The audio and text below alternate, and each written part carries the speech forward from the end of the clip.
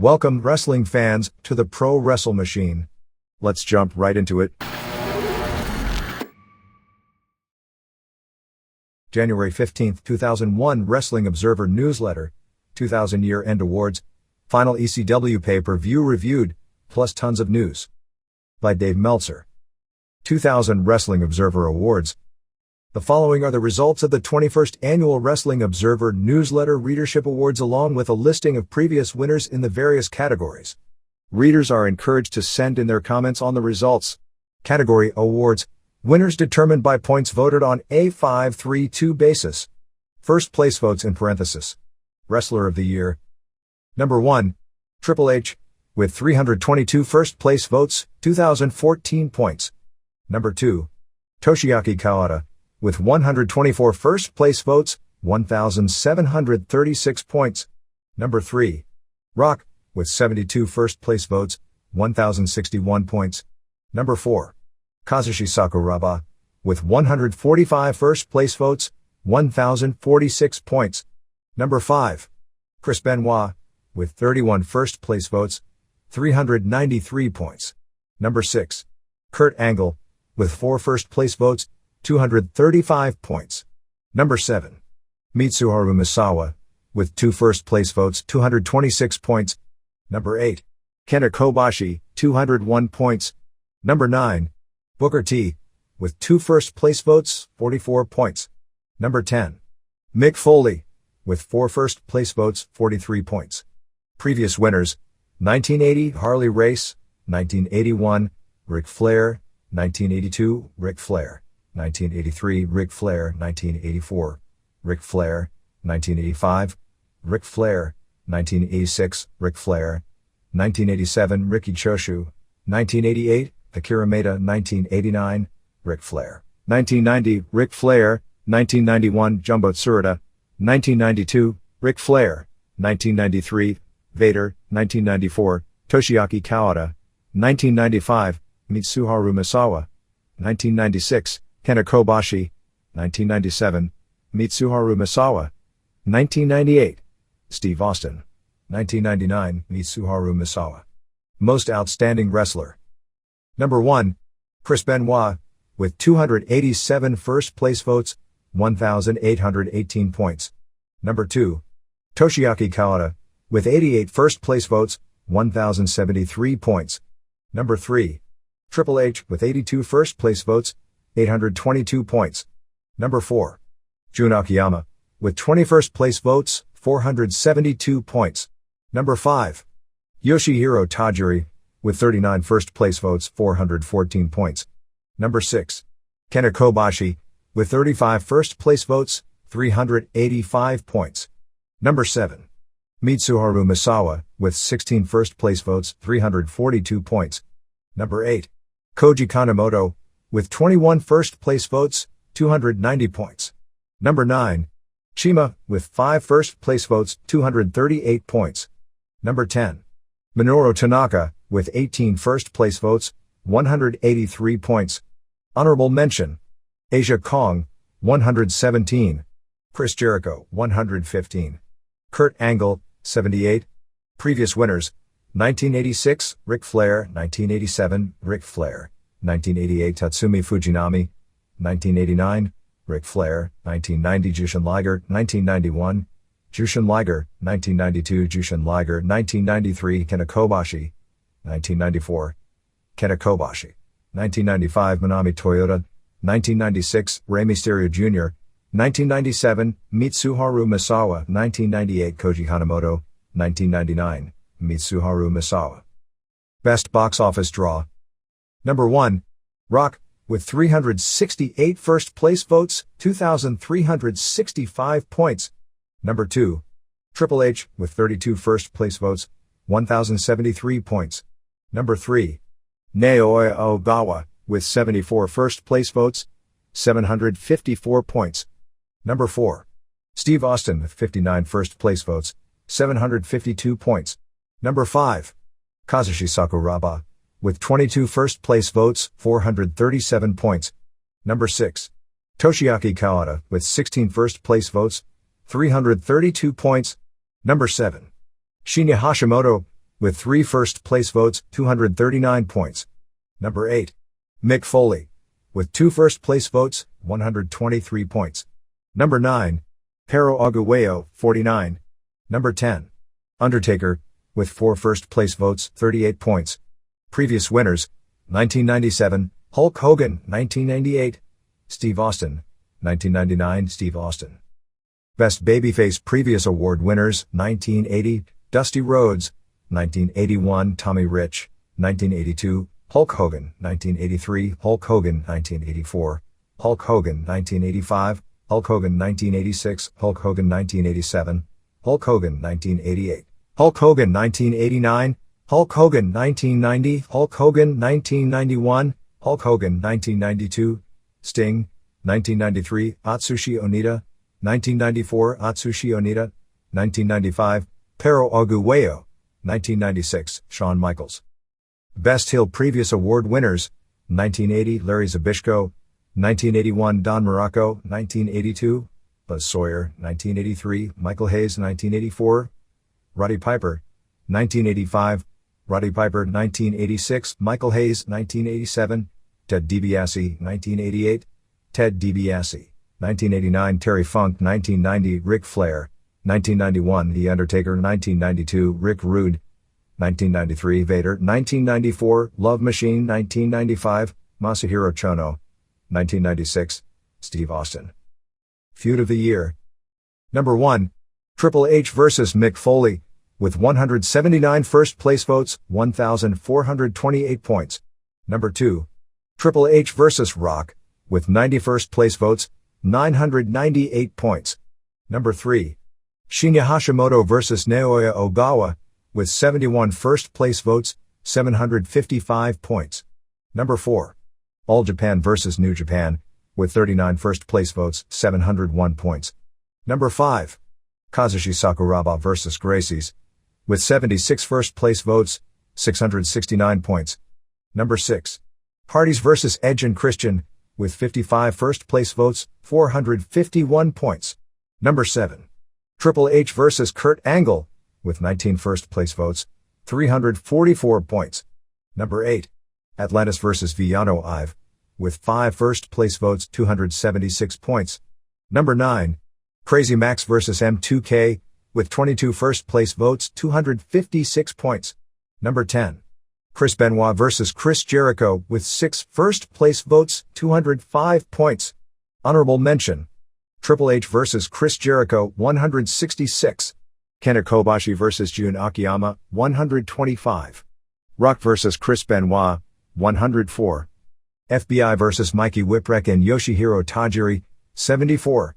Previous winners: 1980, Bruno Sammartino vs. Larry Zbyszko; 1981, Andre the Giant vs. Killer Khan; 1982, Ted DiBiase vs. Junkyard Dog; 1983, Freebirds vs. Von Erichs; 1984, Freebirds vs. Von Erichs; 1985, Ted DiBiase vs. Jim Duggan; 1986, Hulk Hogan vs. Paul Orndorff; 1987, Jerry Lawler vs. Austin Idol and Tommy Rich; 1988, Midnight Express vs. Fantastics; 1989, Ric Flair vs. Terry Funk; 1990, Jumbo Tsuruta vs. Mitsuharu Misawa; 1991, Tsuruta and Company vs. Misawa and Company; 1992, Moondogs vs. Jerry Lawler and Jeff Jarrett; 1993, Bret Hart vs. Jerry Lawler; 1994, Gringo Locos vs. Mexican Triple A; 1995, Dean Malenko vs. Eddie Guerrero; 1996, WCW vs. NWO;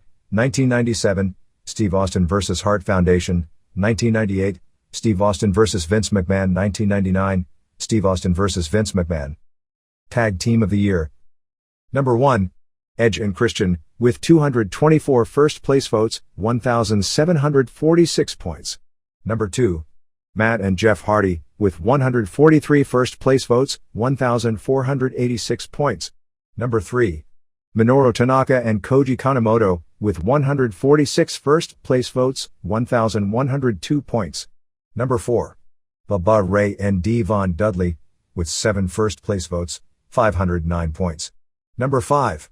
Yoshihiro Takayama and Takao Omori, with 44 first place votes, 364 points. Number 6. Mikey Whipwreck and Yoshihiro Tajiri, with 38 first-place votes, 298 points. Number 7. Satoshi Kojima and Hiroyoshi Tenzan, with 15 first-place votes, 202 points. Number 8. Mitsuharu Misawa and Yoshinari Ogawa, with 17 first-place votes, 145 points. Number 9. FBI, with 10 first-place votes, 118 points. Number 10. Shinjiro Otani and Tatsuhiro Takaiwa, with 5 first-place votes, 94 points. Honorable mention. Chima and Sumo Dandy Fuji, 92. Previous winners: 1980, Terry Gordy and Buddy Roberts; 1981, Terry Gordy and Jimmy Snuka; 1982, Stan Hansen and Ole Anderson; 1983, Ricky Steamboat and Jay Youngblood; 1984, Road Warriors; 1985, Dynamite Kid and Davey Boy Smith; 1986, Bobby Eaton and Dennis Condrey; 1987, Bobby Eaton and Stan Lane; 1988, Bobby Eaton and Stan Lane; 1989, Shawn Michaels and Marty Jannetty; 1990, Rick and Scott Steiner; 1991, Mitsuharu Misawa and Toshiaki Kawada; 1992, Terry Gordy and Steve Williams; 1993, Brian Pillman and Steve Austin; 1994, Love Machine and Eddie Guerrero; 1995, Mitsuharu Misawa and Kenta Kobashi; 1996, Mitsuharu Misawa and Jun Akiyama; 1997, Mitsuharu Misawa and Jun Akiyama; 1998, Shinjiro Otani and Tatsuhiro Takaiwa; 1999, Kenta Kobashi and Jun Akiyama. Most improved. Number 1. Kurt Angle, with 265 first-place votes, 1,782 points. Number 2. Triple H, with 80 first-place votes, 608 points. Number 3. Takao Omori, with 37 first-place votes, 331 points. Number 4. Rock, with 32 first-place votes, 318 points. Number 5. Steve Corino, with 10 first-place votes, 211 points. Number 6. Kid Cash, with 26 first-place votes, 152 points. Number 7. Bubba Ray Dudley, with 8 first-place votes, 132 points. Number 8. Chima, with 16 first-place votes, 127 points. Number 9. William Regal, with 8 first-place votes, 117 points. Number 10. Christian, with 2 first-place votes, 94 points. Honorable mention. Tiger Mask, 107. Ihuto Hidaka, 106. Taiokia, 95. Booker T, 82. Previous winners: 1980, Larry Zbyszko; 1981, Adrian Adonis; 1982, Jim Duggan; 1983, Kurt Hennig; 1984, The Cobra, George Takano; 1985, Steve Williams; 1986, Rick Steiner; 1987, Big Bubba Rogers; 1988, Sting; 1989, Lex Luger; 1990, Kenta Kobashi; 1991, Dustin Rhodes; 1992, Val Samurai; 1993, Tracy Smothers; 1994, Diesel, Kevin Nash; 1995, Johnny B. Bad, Mark Merrow; 1996, Diamond Dallas Page; 1997, Tatsuhiro Takaiwa; 1998, Rock; 1999, Vader. Best on interviews. Number 1. Rock, with 269 first-place votes, 1,717 points. Number 2. Mick Foley, with 119 first-place votes, 1,034 points. Number 3. Kurt Angle, with 43 first-place votes, 639 points. Number 4. Chris Jericho, with 49 first-place votes, 502 points. Number 5. Triple H, with 34 first-place votes, 447 points. Number 6. Vince McMahon, with 12 first-place votes, 226 points. Number 7. Christian, with 2 first-place votes, 183 points. Number 8. Ric Flair, with 8 first-place votes, 154 points. Number 9. Edge, with 1 first-place votes, 115 points. Number 10. Steve Austin, with 4 first-place votes, 89 points. Honorable mention. Steve Corino, 77. Previous winners: 1981, Lou Albano and Roddy Piper; tied. 1982, Roddy Piper; 1983, Roddy Piper; 1984, Jimmy Hart; 1985, Jim Cornette; 1986, Jim Cornette. 1987, Jim Cornette. 1988, Jim Cornette. 1989, Terry Funk. 1990, Arn Anderson. 1991, Ric Flair. 1992, Ric Flair. 1993, Jim Cornette. 1994, Ric Flair. 1995, Cactus Jack.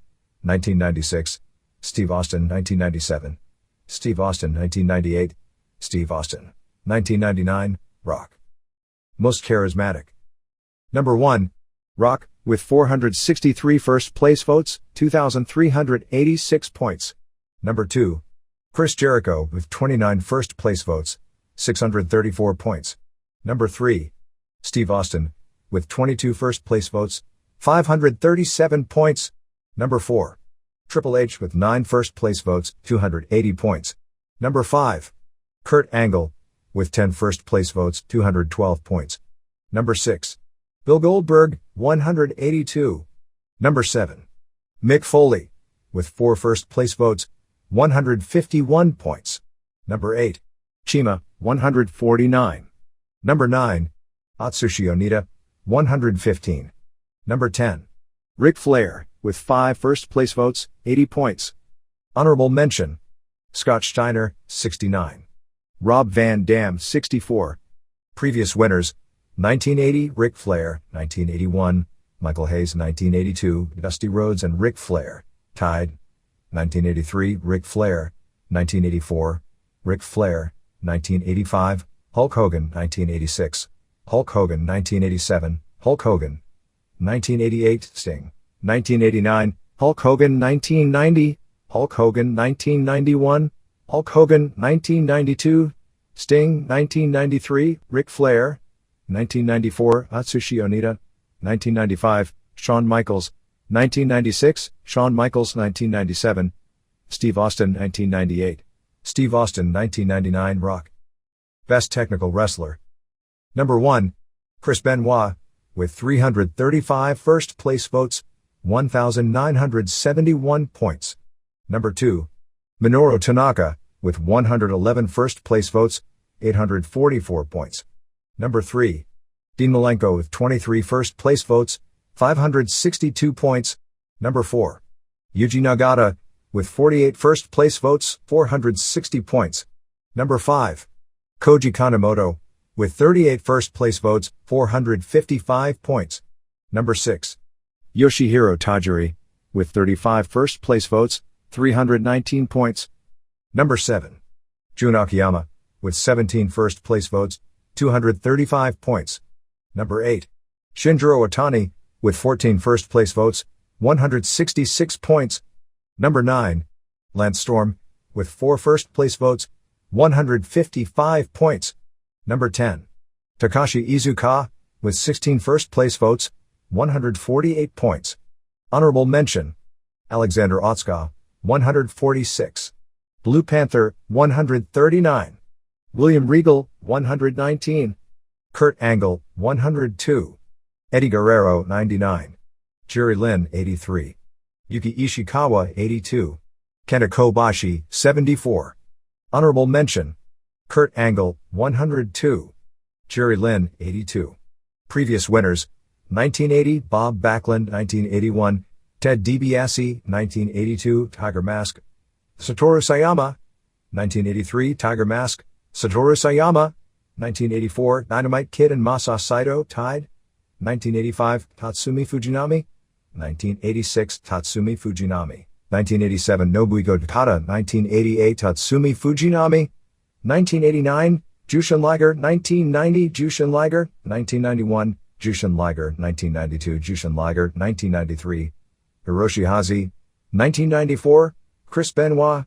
1995, Chris Benoit. 1996, Dean Malenko. 1997, Dean Malenko. 1998, Kiyoshi Tamura. 1999, Shinjiro Otani. Bruiser Brody Memorial Award. Best Brawler. Number 1, Mick Foley, with 173 first place votes, 1,155 points. Number 2, Triple H, with 102 first place votes, 1,039 points. Number 3, Chris Benoit, with 86 first place votes, 987 points. Number 4, Ryuji Yamakawa, with 77 first place votes, 734 points. Number 5. Tomoaki Honma, with 55 first place votes, 699 points. Number 6. Linus Asuka, with 23 first place votes, 269 points. Number 7. Masato Tanaka, with 16 first place votes, 166 points. Number 8. Steve Austin, with 5 first place votes, 133 points. Number 9. Dudley's, with 11 first place votes, 102 points. Number 10. Vader, with 4 first place votes, 97 points. Honorable mention. Toshiaki Kawada, 92. Asia Kong, 91. Yoshihiro Tajiri, 63. Previous winners: 1980 Bruiser Brody, 1981 Bruiser Brody, 1982 Bruiser Brody, 1983 Bruiser Brody, 1984 Bruiser Brody, 1985 Stan Hansen, 1986 Terry Gordy, 1987 Bruiser Brody, 1988 Bruiser Brody, 1989 Terry Funk, 1990 Stan Hansen, 1991 Cactus Jack, 1992 Cactus Jack, 1993 Cactus Jack, 1994 Cactus Jack, 1995 Cactus Jack, 1996 Mankind, 1997 Mankind, 1998 Mick Foley, 1999 Mick Foley. Best Flying Wrestler. Number 1. Jeff Hardy, with 322 first place votes, 1,709 points. Number 2. Dragon Kid, with 145 first place votes, 961 points. Number 3. Chima, with 35 first place votes, 697 points. Number 4. Ricky Marvin, with 37 first place votes, 542 points. Number 5. Super Crazy, with 34 first place votes, 445 points. Number 6. Juventud Guerrera, with 25 first place votes, 404 points. Number 7.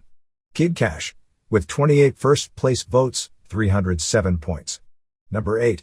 Rob Van Dam, with 3 first place votes, 217 points. Number 9. Jody Fleisch, with 2 first place votes, 182 points. Number 10. Great Sasuke, with 15 first place votes, 162 points. Honorable mention. Hayabusa, 114. Momoe Nakanishi, 110. Rey Mysterio Jr., 89. Eddie Guerrero, 82.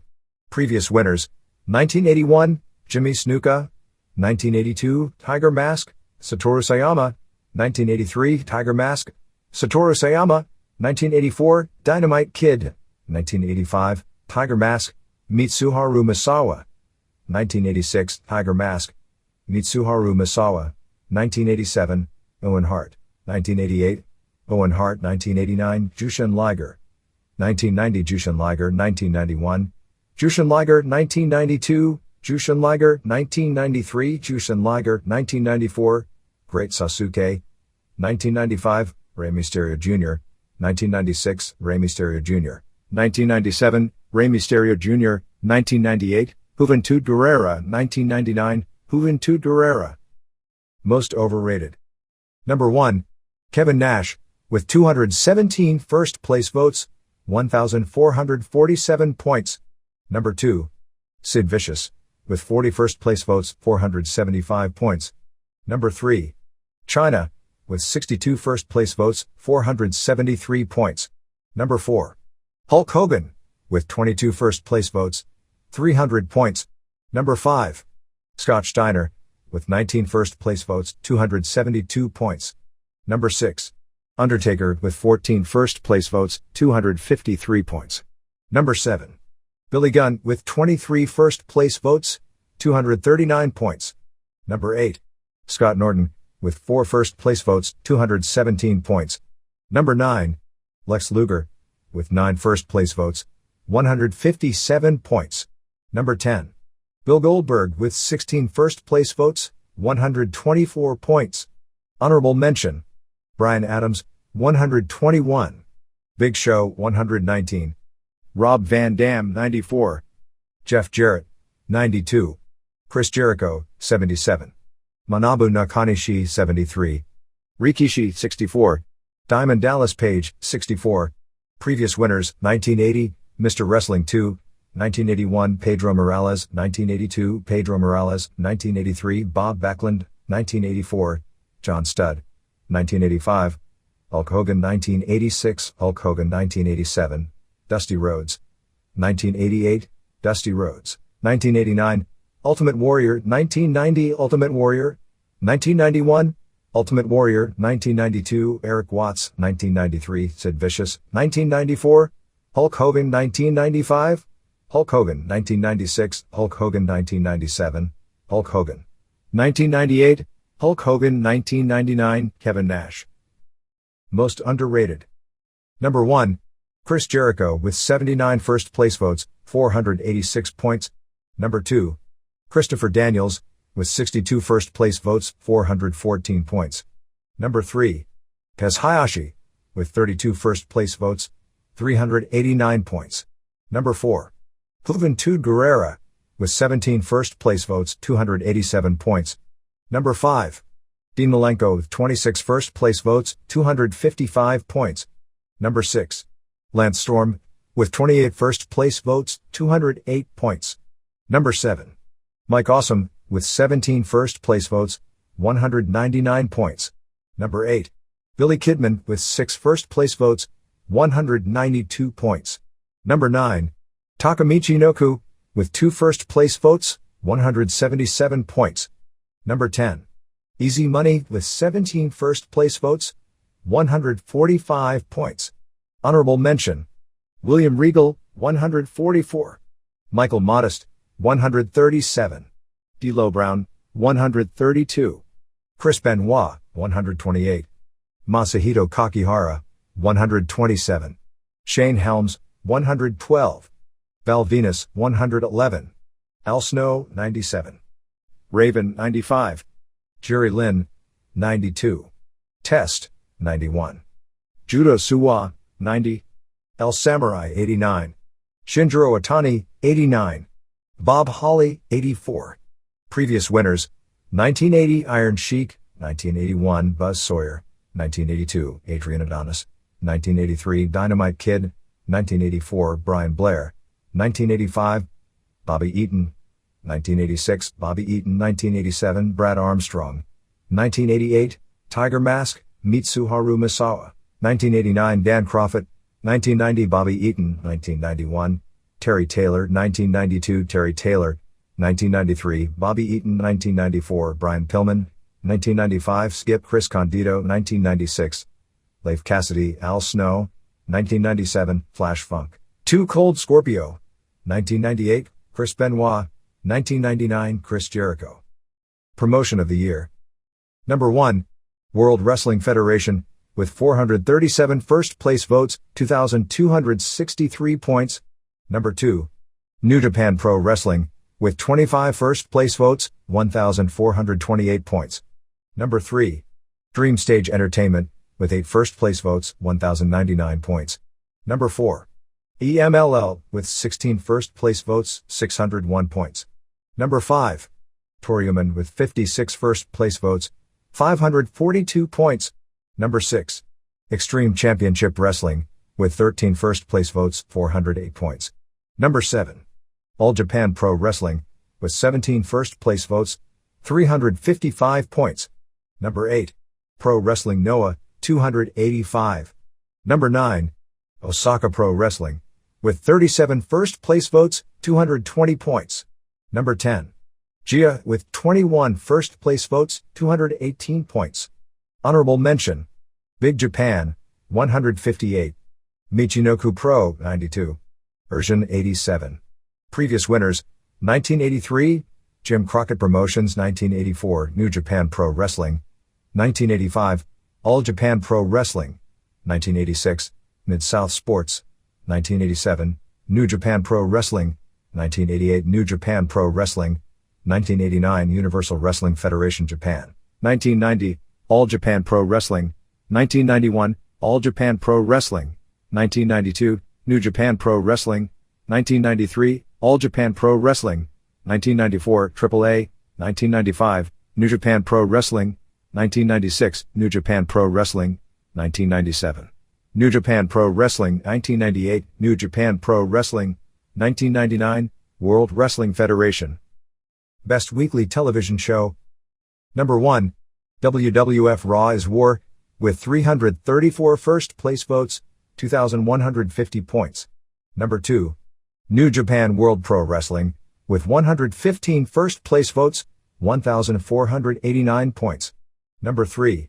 WWF SmackDown, with 98 first place votes, 1,341 points. Number 4. ECW Hardcore TV, with 10 first place votes, 367 points. Number 5. ECW on TNN, with 4 first place votes, 272 points. Number 6. All Japan Pro Wrestling 30, with 37 first place votes, 269 points. Number 7. EMLL, with 6 first place votes, 181 points. Number 8. WCW Nitro, with 2 first place votes, 92 points. Number 9. Women of Wrestling 74. Number 10. XPW 52. Previous winners: 1983 New Japan World Pro Wrestling, 1984 New Japan World Pro Wrestling, 1985 Mid-South Wrestling, 1986 Universal Wrestling Federation, Mid-South, 1987 CWA 90-Minute Memphis Live Show, 1988 New Japan World Pro Wrestling, 1989 All Japan Pro Wrestling, 1990 All Japan Pro Wrestling, 1991 All Japan Pro Wrestling, 1992 All Japan Pro Wrestling, 1993 All Japan Pro Wrestling, 1994 Extreme Championship Wrestling, 1995 Extreme Championship Wrestling, 1996 Extreme Championship Wrestling, 1997 New Japan World Pro Wrestling, 1998 WWF Raw is War, 1999 WWF Raw is War. Match of the Year. 1. Atlantis vs. Villano 3-3-17 Mexico City. 145, 1,132. 2. Triple H vs. Mick Foley 1-23 Madison Square Garden. 97, 844. 3. Dudleys vs. Edge and Christian vs. Hardys. 8-27 Raleigh, 76, 634. 4. Toshiaki Kawada vs. Kensuke Sasaki. 10-9 Tokyo Dome 73, 590. Number 5. Shinjiro Otani and Tatsuhiro Takaiwa vs. Koji Kanemoto and Minoru Tanaka 6-25 Tokyo, with 33 first place votes, 486 points. 6. Triple H vs. Mick Foley 2-27 Hartford. 39, 412. Number 7.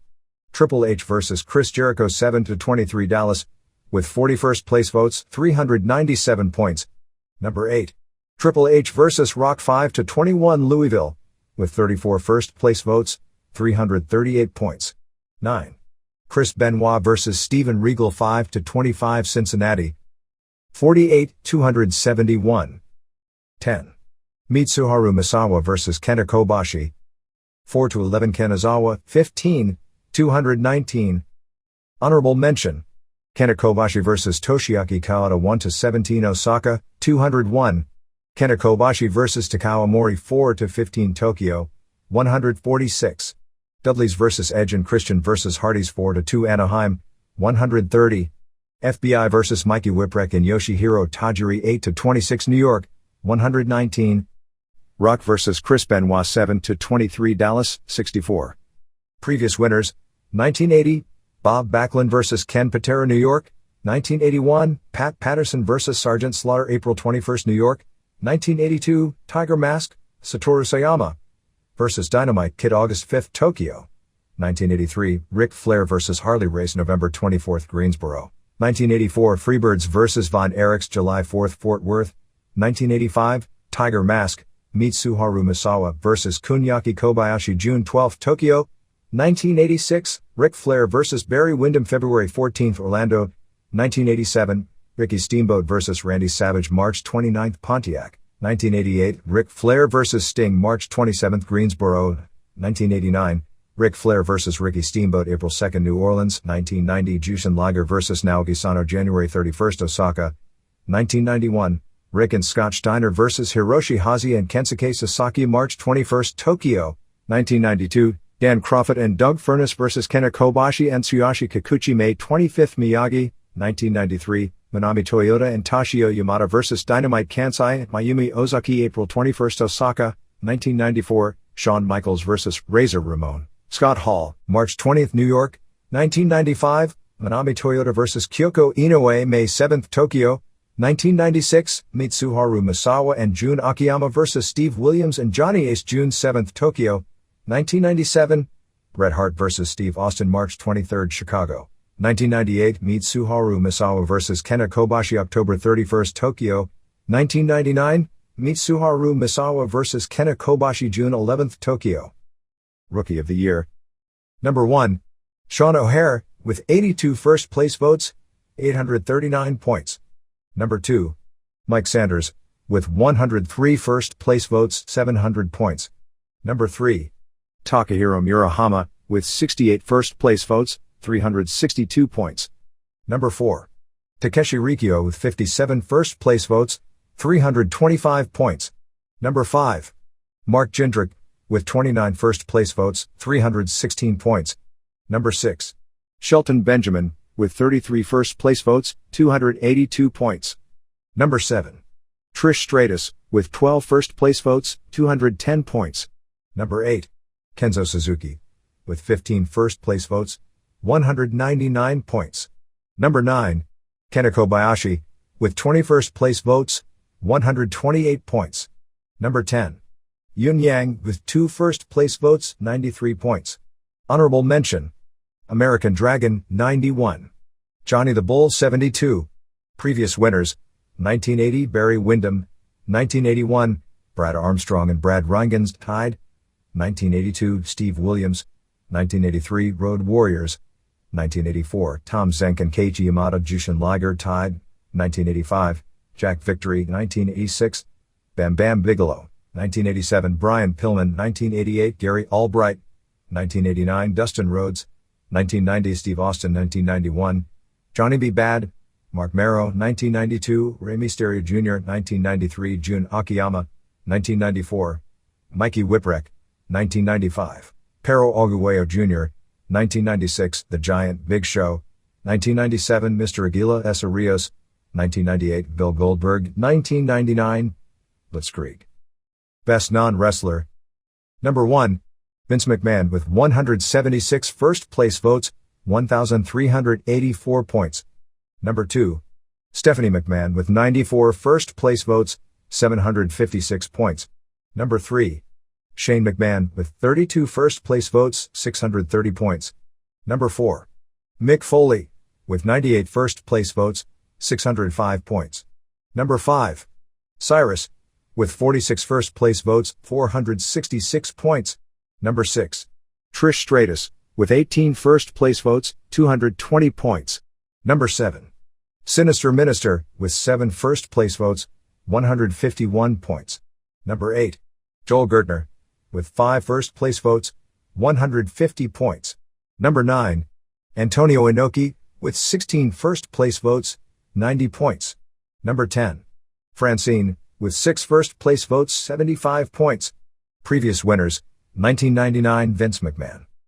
Manager of the Year. Previous winners. 1983, Jimmy Hart. 1984, Jimmy Hart. 1985, Jim Cornette. 1986, Jim Cornette. 1987, Jim Cornette. 1988, Jim Cornette. 1989, Jim Cornette. 1990, Jim Cornette. 1991, Sensational Sherry Martel. 1992, Jim Cornette. 1993, Jim Cornette. 1994, Jim Cornette. 1995, Jim Cornette. 1996, Jim Cornette. Best Television Announcer. Number 1. Jim Ross, with 451 first place votes, 2,325 points. Number 2. Jerry Lawler, with 38 first place votes, 832 points. Number 3. Joey Styles, with 8 first place votes, 591 points. Number 4. Scott Hudson, with 6 first place votes, 280 points. Number 5. Mike Tenay, with 2 first place votes, 226 points. Number 6. Dave Brown, with 14 first place votes, 195 points. Number 7. Cyrus, with 1 first place votes, 172 points. Number 8. Mark Madden with 4 first place votes, 170 points. Number 9, Dr. Alfonso Morales with 6 first place votes, 108 points. Number 10, Michael Cole with 7 first place votes, 99 points. Previous winners: 1981 Gordon Soley, 1982 Gordon Soley, 1983 Gordon Soley, 1984 Lance Russell, 1985 Lance Russell, 1986 Lance Russell, 1987 Lance Russell, 1988 Jim Ross, 1989 Jim Ross, 1990 Jim Ross, 1991 Jim Ross, 1992 Jim Ross, 1993 Jim Ross, 1994 Joey Styles, 1995 Joey Styles, 1996 Joey Styles, 1997 Mike Tenay, 1998 Jim Ross, 1999 Jim Ross. Worst television announcer. Number 1, Tony Schiavone with 253 first place votes, 1,755 points. Number 2, Mark Madden with 118 first place votes, 824 points. Number 3, Michael Cole with 48 first place votes, 751 points. Number 4, Stevie Ray with 23 first place votes, 289 points. Number 5, Corey Macklin with 20 first place votes, 199 points. Number 6, Joey Styles with 10 first place votes, 185 points. Number 7, Lee Marshall with 29 first place votes, 184 points. Number 8, Bobby Heenan with 2 first place votes, 179 points. Number 9, Jonathan Coachman with 10 first place votes, 145 points. Number 10, Mike Tenay with 6 first place votes, 118 points. Honorable mention: Taz, 116. Joel Gertner, 115. Scott Hudson, 107. Jeremy Borash, 98. Kevin Kelly, 97. Larry Zabishko, 82.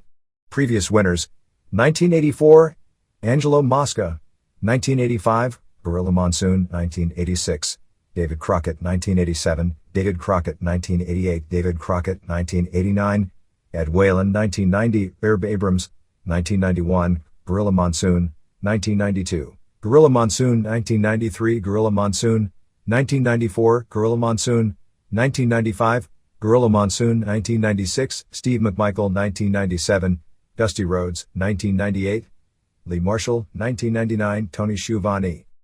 Best Major Wrestling Show. Number 1, EMLL 317 Arena Mexico, with 38 first place votes, 799 points.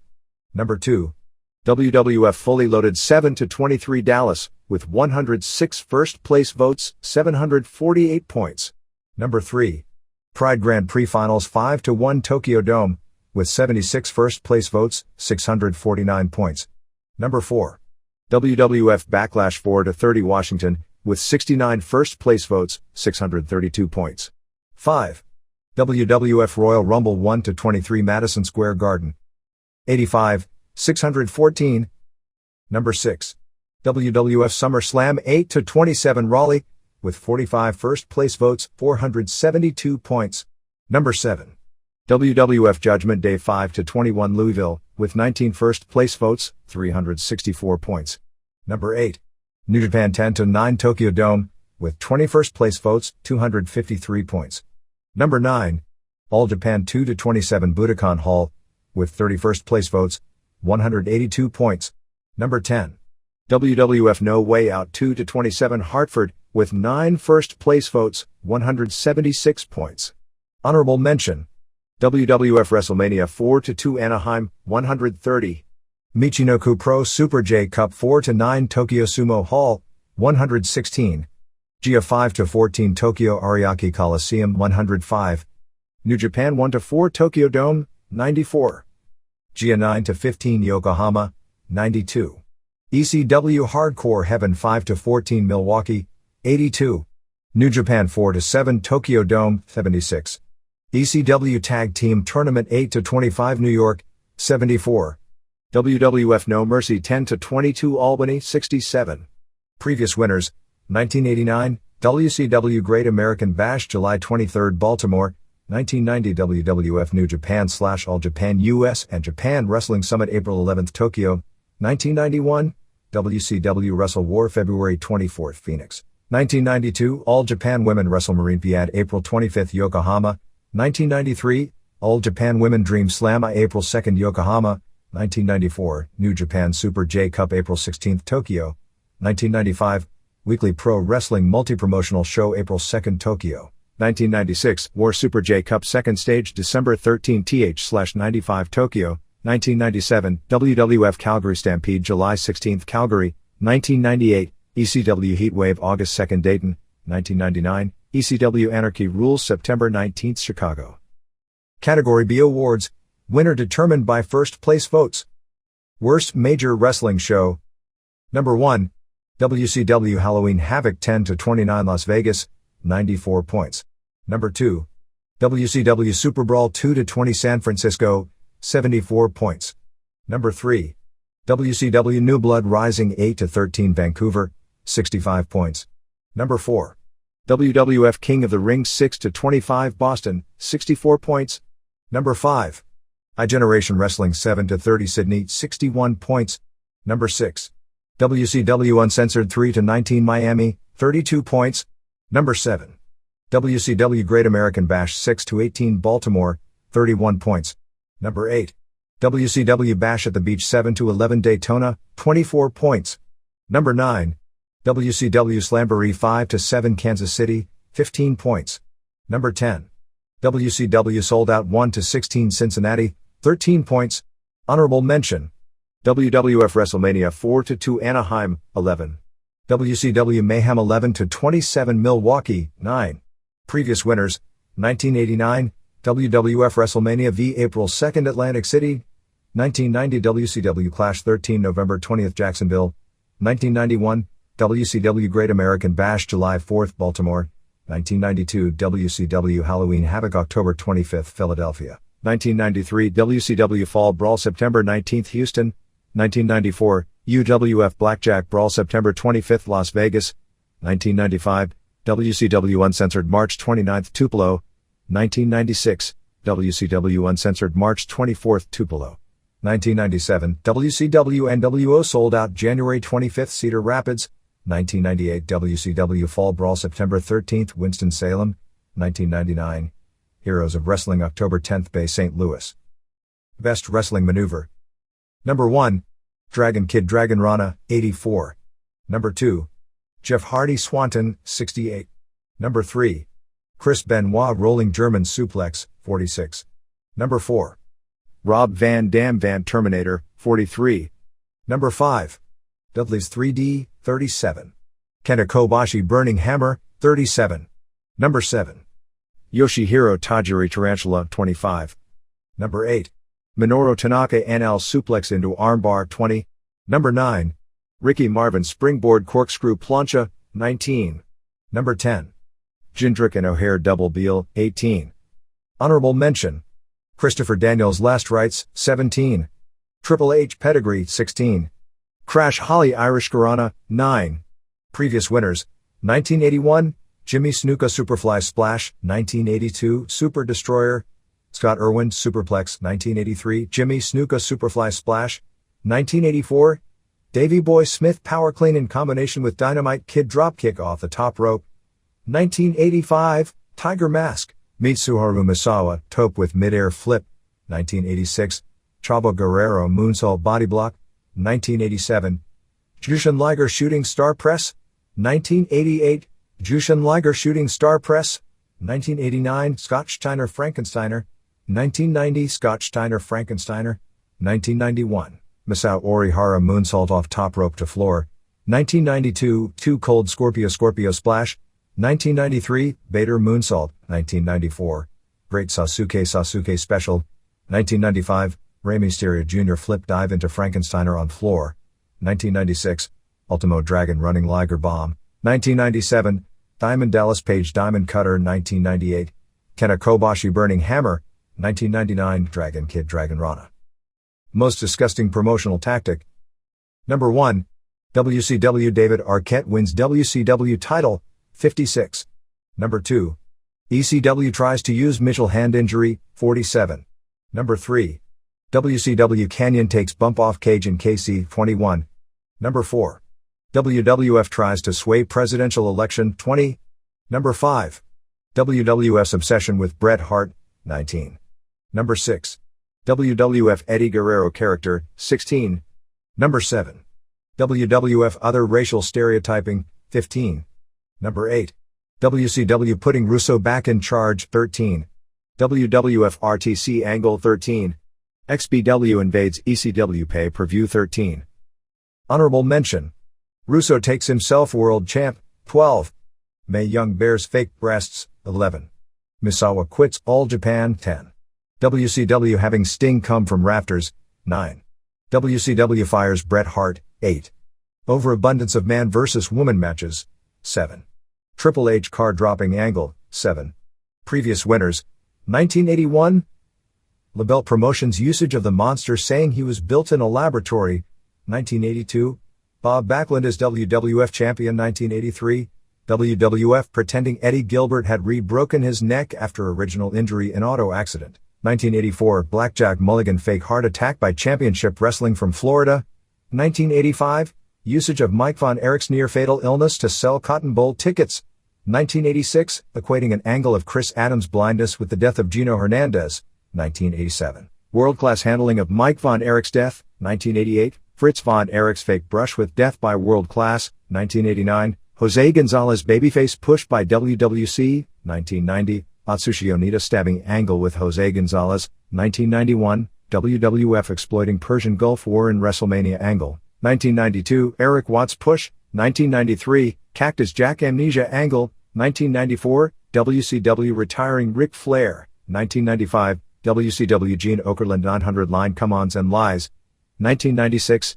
WWF tease and usage of fake Razor Ramon and Diesel, 1997. WWF Melanie Pillman interview on Raw the day after Bryan's death, 1998. WCW exploiting Scott Hall's drinking problems, 1999. WWF continuing over the edge pay-per-view after Owen Hart's death.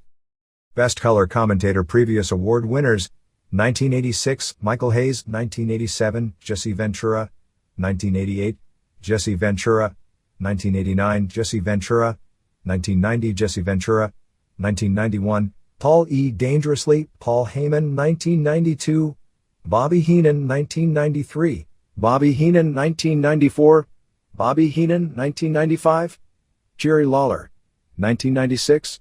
Jerry Lawler. Reader's personal favorite wrestler. Number 1. Chris Benoit, 81. Number 2. Kurt Angle, 70. Number 3. Triple H, 41. Number 4. Chris Jericho, 40. Number 5. Toshiaki Kawada, 36. Number 6. Ric Flair, 24. Number 7. Kazushi Sakuraba, 21. Number 8. Chima, 20. Number 9. Kenta Kobashi, 16. William Regal, 16. Honorable mention. Mitsuharu Misawa, 14. Rock, 14. Eddie Guerrero, 10. Yoshihiro Tajiri, 10. Raven, 9. Previous winners, 1984. Ric Flair, 1985. Ric Flair, 1986. Ric Flair, 1987. Ric Flair, 1988. Ric Flair, 1989. Ric Flair, 1990. Ric Flair, 1991. Ric Flair, 1992.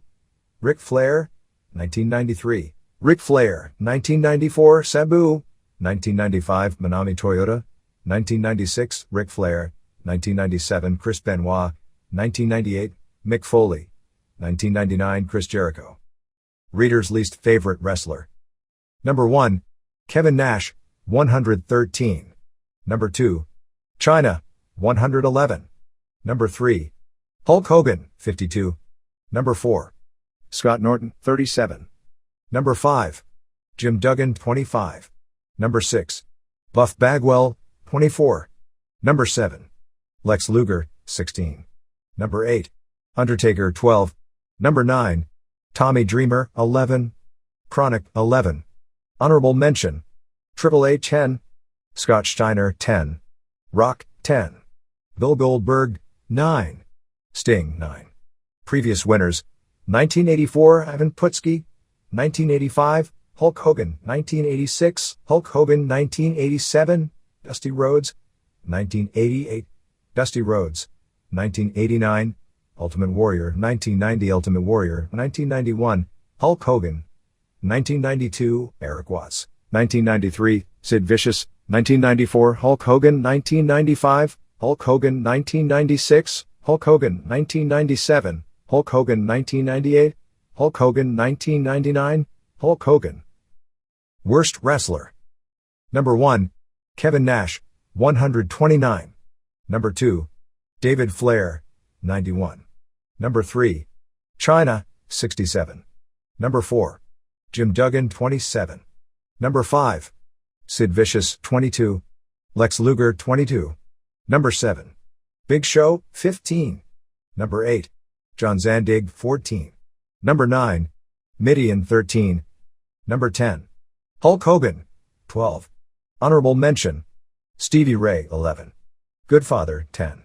Previous winners: 1984, Ivan Putski; 1985, Uncle Elmer; Stan Frazier; 1986, Mike Von Erich; 1987, Junkyard Dog; 1988, Ultimate Warrior; 1989, Andre the Giant; 1990, Junkyard Dog; 1991, Andre the Giant; 1992, Andre the Giant; 1993, The Equalizer, Dave Sullivan; 1994, Dave Sullivan; 1995, Renegade; 1996, Loch Ness; 1997, Hulk Hogan; 1998, Warrior; 1999, Kevin Nash.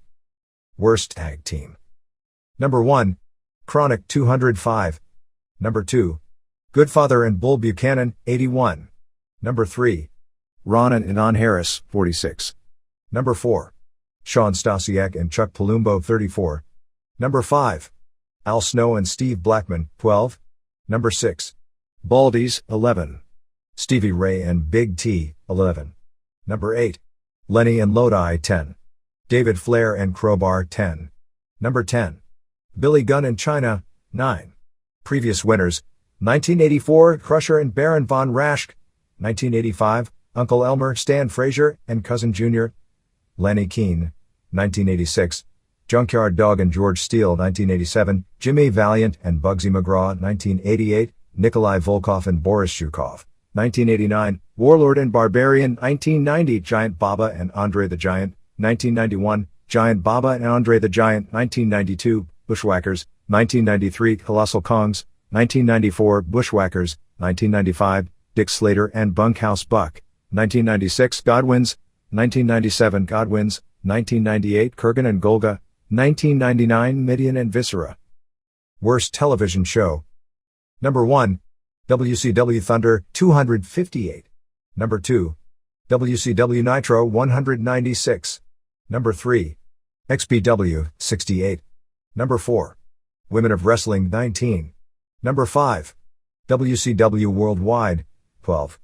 Number 6, WWF Live Wire, 10. WWF Sunday Night Heat, 10. Number 8, ECW on TNN, 9. WWF Metal, 9. Number 10, WWF Raw is War, 8.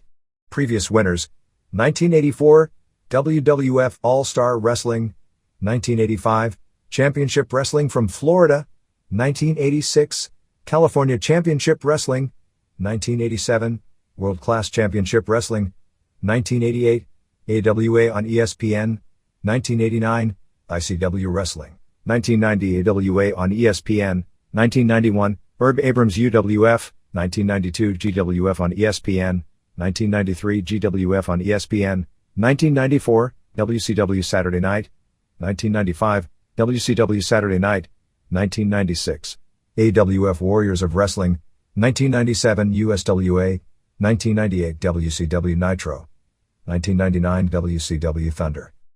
Worst Non-Wrestling Personality. Number 1, Vince Russo, 241. Number 2, Linda McMahon, 52. Number 3, Terry, 34. Number 4, Mae Young, 20. Deborah, 20. Number 6, Bill Alfonso, 19. Number 7, Oklahoma, 16. Number 8. David Arquette, 12. Number 9. Major Guns, 11. Judy Bagwell, 11. Honorable Mention. Daphne, 10. Trish Stratus, 9. Jimmy Hart, 9. Sinister Minister, 8.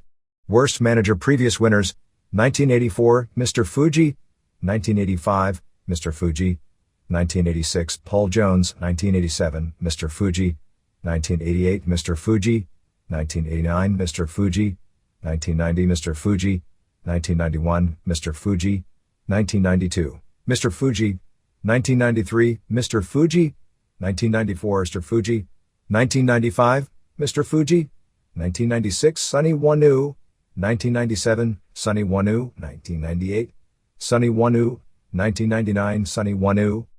Worst Match of the Year. Number 1. Pat Patterson vs. Gerald Briscoe 6-25 Boston, 174. Number 2. Scott Norton vs. Steve Williams 10-9 Tokyo Dome, 55. Number 3. Public Enemy vs. Road Warriors 7-30 Sydney, 37. Number 4. Oklahoma vs. Medusa 1-16 Cincinnati, 28. Number 5. Tank Abbott vs. Big Al 2-20 San Francisco, 25. Number 6. Vampiro vs. Demons 7-11 Daytona, 24. Number 7. Lance Storm vs. Mike Awesome 8-13 Vancouver, 16. Number 8. Mancow vs. Jimmy Hart 5-14 Chicago, 13. Number 9. Lita vs. Stephanie 8-21 Lafayette, 11. Number 10. Bagwell and Okerlund vs. Canyon and Madden 8-8, 10. Sting vs. Vampiro 6-11 Baltimore, 10. Previous winners: 1984, Fabulous Moolah vs. Wendy Richter July 23, New York; 1985, Fred Blassie vs. Lou Albano New York; 1986, Roddy Piper vs. Mr. T April 2, New York; 1987, Hulk Hogan vs. Andre the Giant March 29, Pontiac; 1988, Hiroshi Wajima vs. Tom McGee April 21, Kawasaki; 1989, Andre the Giant vs. Ultimate Warrior October 31, Topeka; 1990, Sid Vicious vs. Night Stalker Brian Clark, November 20, Jacksonville; 1991, PN News and Bobby Eaton vs. Terry Taylor and Steve Austin July 14, Baltimore; 1992, Rick Rude vs. Masahiro Chono October 25, Philadelphia; 1993, Four Doinks, Bushwhackers and Men on a Mission vs. Bam Bam Bigelow and Head Shrinkers and Bastion Booger November 24, Boston; 1994, Jerry Lawler and Queasy and Cheesy and Sleazy vs. Doink the Clown and Dink and Wink and Pink November 23, San Antonio; 1995, Sting vs. Tony Palmore January 4, Tokyo; 1996, Hulk Hogan and Randy Savage vs. Ric Flair and Arn Anderson and Meng and Barbarian and Kevin Sullivan and Z Gangsta, Tiny Lister, and Ultimate Solution, Jeep Swenson, and Lex Luger March 24, Tupelo; 1997, Hulk Hogan vs. Roddy Piper October 26, Las Vegas; 1998, Hulk Hogan vs. Warrior October 24, Las Vegas; 1999, Al Snow vs. Big Boss Man September 26, Charlotte. Worst Feud of the Year. Number 1. Hulk Hogan vs. Billy Kidman, 85. Number 2. New Blood vs. Millionaires Club, 84. Number 3. Ric Flair vs. Vince Russo, 46. Number 4. Bill Goldberg vs. Vince Russo, 40. Number 5. Jimmy Hart vs. Mancow, 31. Number 6. Mark Madden vs. Gene Okerlund, 18. Number 7. ECW vs. TNN, 16. Number 8. Vampiro vs. Demon, 14. Number 9. Cat vs. Lance Storm, 13. Number 10. Chronic vs. Harris Twins, 10. Vito vs. Reno, 10. Honorable Mention. Chris Jericho vs. Kane, 9. WCW vs. Battledome, 9. Buff Bagwell vs. Chris Canyon, 9. Booker T vs. Harlem Heat, 8. Previous winners: 1984, Andre the Giant vs. John Studd; 1985, Sergeant Slaughter vs. Boris Zhukov; 1986, Machines Andre the Giant and Bill Eadie vs. John Studd and King Kong Bundy; 1987, George Steele vs. Danny Davis; 1988, Midnight Rider, Dusty Rhodes vs. Tully Blanchard; 1989, Andre the Giant vs. Ultimate Warrior; 1990, Ric Flair vs. Junkyard Dog; 1991, Hulk Hogan vs. Sergeant Slaughter; 1992, Ultimate Warrior vs. Papa Shango; Goodfather; 1993, Undertaker vs. Giant Gonzalez; 1994 Jerry Lawler vs. Doink the Clown, 1995 Hulk Hogan vs. Dungeon of Doom, 1996 Big Bubba vs. John Tenda, 1997 DOA vs. Los Boricuas vs. Nation of Domination, 1998 Hulk Hogan vs. Warrior, 1999 Big Boss Man vs. Big Show. Worst on interviews. Number 1 Vince Russo, 98. Number 2 Scott Steiner, 49. Number 3 China, 34. Number 4 Stephanie McMahon, 33. Number 5 Sid Vicious, 30. Number 6 Deborah, 26. Number 7 Hulk Hogan, 25. Number 8 Linda McMahon, 22. Number 9 David Flair, 15. Jeff Hardy, 15.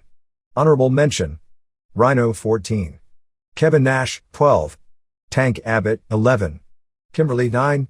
Previous winners 1984 Jimmy Snuka, 1985 Thunderbolt Patterson, 1986 Mike Von Erich, 1987 Bugsy McGraw, 1988 Steve Williams, 1989 Ultimate Warrior, 1990 Ultimate Warrior, 1991 Ultimate Warrior, 1992 Ultimate Warrior, 1993 Mr. Fuji, 1994 David Sullivan, 1995 Hulk Hogan, 1996 Ahmed Johnson, 1997 Ahmed Johnson, 1998 Warrior, 1999 Sid Vicious. Worst promotion. Number 1 World Championship Wrestling, 447. Number 2 XPW, 94. Number 3 Power Pro Wrestling, 17. Number 4 Extreme Championship Wrestling, 14. Number 5 Women of Wrestling, 13. Number 6 Big Japan, 11. Number 7 World Wrestling Federation, 8. AAA, 8. Number 9 All Japan, 6. Number 10 iGeneration Wrestling, 4.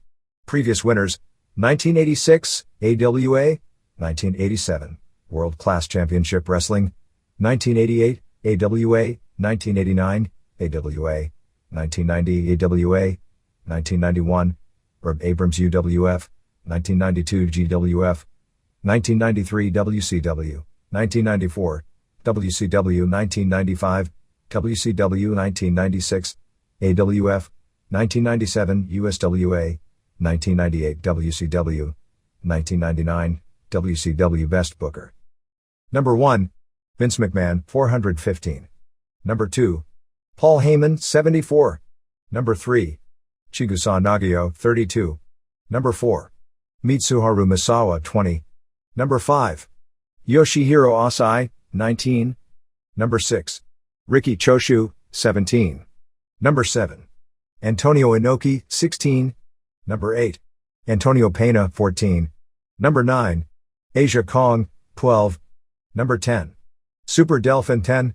Previous winners 1986 Dusty Rhodes, 1987 Vince McMahon, 1988 Eddie Gilbert, 1989 Shohei Baba, 1990 Shohei Baba, 1991 Shohei Baba, 1992 Riki Choshu, 1993 Jim Cornette, 1994 Paul Heyman, 1995 Paul Heyman, 1996 Paul Heyman, 1997 Paul Heyman, 1998 Vince McMahon, 1999 Vince McMahon.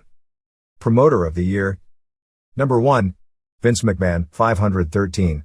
Number 2 Naoto Morishita, 38. Number 3 Riki Choshu, 20. Number 4 Mitsuharu Misawa, 16. Number 5 Paul Heyman, 8. Number 6 Antonio Pena, 7. Yoshihiro Asai, 7. Number 8 Chigusa Nagio, 6. Super Delphin, 6. Previous winners 1988 Vince McMahon, 1989 Kira Maeda, 1990 Shohei Baba, 1991 Shohei Baba, 1992 Shohei Baba, 1993 Shohei Baba, 1994 Shohei Baba, 1995 Riki Choshu, 1996 Riki Choshu, 1997 Riki Choshu, 1998 Vince McMahon, 1999 Vince McMahon. Shoot Fighter of the Year. Number 1 Kazushi Sakuraba, 542. Number 2 Mark Coleman, 33. Number 3 Randy Couture, 23. Number 4. Ryan Gracie 19. Number 5. Frank Shamrock 7. Number 6. Ken Shamrock 6. Number 7. Tito Ortiz 5. Previous winners: 1997 Maurice Smith, 1998 Frank Shamrock, 1999 Frank Shamrock. Shoot match of the year: 1. Kazushi Sakuraba vs. Royce Gracie. 5-1 Tokyo Dome 495. 2. Randy Couture vs. Kevin Randleman. 11-17 Atlantic City 56. 3. Kazushi Sakuraba vs. Henzo Gracie. 8-27 Seibu Dome 37. Number 4. Bob Cook vs. Tiki Gosen 3-10 Lake Charles, 17. 5. Ryan Gracie vs. Tokumitsu Ishizawa. 8-27 Seibu Dome 12. 6. Guy Mesger vs. Vanderlei Silva. 8-27 Seibu Dome 9. 7. Ken Shamrock vs. Kazuyuki Fujita. 8-27 Seibu Dome 7. Number 8. Kiyoshi Tamura vs. Antonio Nogueira 10-9 Tokyo 4. Previous winners: 1997 Maurice Smith vs. Mark Coleman July 27 Birmingham, 1998 Jerry Bullender vs. Kevin Jackson March 13 New Orleans, 1999 Frank Shamrock vs. Tito Ortiz September 24 Lake Charles. Best Gimmick. Number 1. Kurt Angle, 163. Number 2. Edge and Christian 88. Number 3. Rock, 85. Number 4. Crash Holly, 23. Number 5. Crazy Max, 20. Number 6. Onryo, 19. Number 7. Lita, 17. Number 8. Curryman, 16. Number 9. William Regal, 15. Number 10. Triple H, 13. Honorable mention: Undertaker 10. MIA, 9. Rikishi and Too Cool, 9. Previous winners: 1986 Adrian Street, 1987 Ted DiBiase Million Dollar Man, 1988 Rick Steiner Varsity Club, 1989 Jushin Liger, 1990 Undertaker, 1991 Undertaker, 1992 Undertaker, 1993 Undertaker, 1994 Undertaker, 1995 Disco Inferno, 1996 NWO, 1997 Stone Cold Steve Austin, 1998 Stone Cold Steve Austin, 1999 Rock. Worst Gimmick. Number 1. Mike Awesome That 70s Guy, 76. Number 2. The Dog, 56. Number 3. Mike Awesome Fat Chick Thriller, 50. Number 4. RTC 41. Number 5. Naked Midian 37. Number 6. G.I. Bro 33. Number 7. Hui 29. Number 8. Demon 20. Number 9. Curryman 19. Number 10. Mae Young 17. Yuji Rection 17. Honorable mention: Oklahoma 11. Chronic 9. Undertaker 9. Previous winners: 1986 Adorable Adrian Adonis, 1987 Adorable Adrian Adonis, 1988 Midnight Rider Dusty Rhodes, 1989 Ding Dongs, 1990 Gobbledygooker, 1991 Oz, Kevin Nash, 1992 Papa Shango, Goodfather, 1993 Shockmaster, Fred Ottman, 1994 Dave Sullivan, 1995 Goldust, Dustin Runnels, 1996 New Razor, Diesel and Double J, 1997 New Goldust, 1998 Oddities, 1999 Powers That Be. Most embarrassing wrestler. Number 1. Hulk Hogan, 79. Number 2. Chyna, 63. Number 3. Scott Hall, 61. Number 4.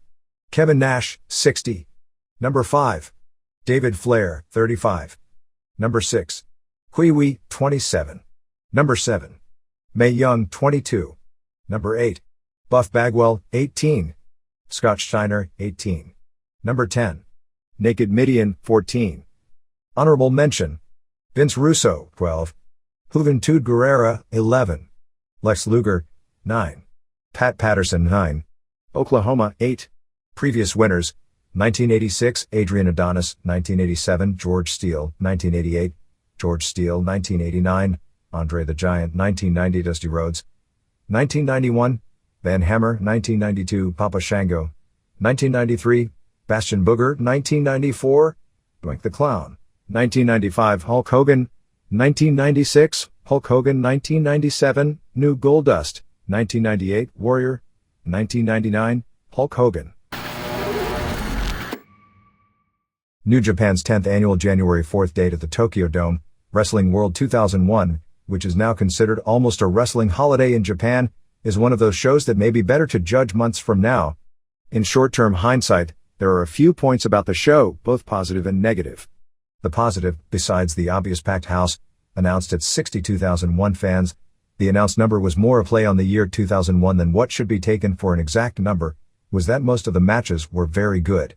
The negative would be the reaction to the finishes of the final two matches, a non-finish in the Riki Choshu vs Shinya Hashimoto match which was received horribly, and Kensuke Sasaki regaining the vacant IWGP Heavyweight title by winning the tournament final pinning Toshiaki Kawada, which was received tremendously, was very much expected, but was probably the wrong finish for long-term business because for the good of the feud, it was too early for Kawada to do a clean job to a New Japan wrestler.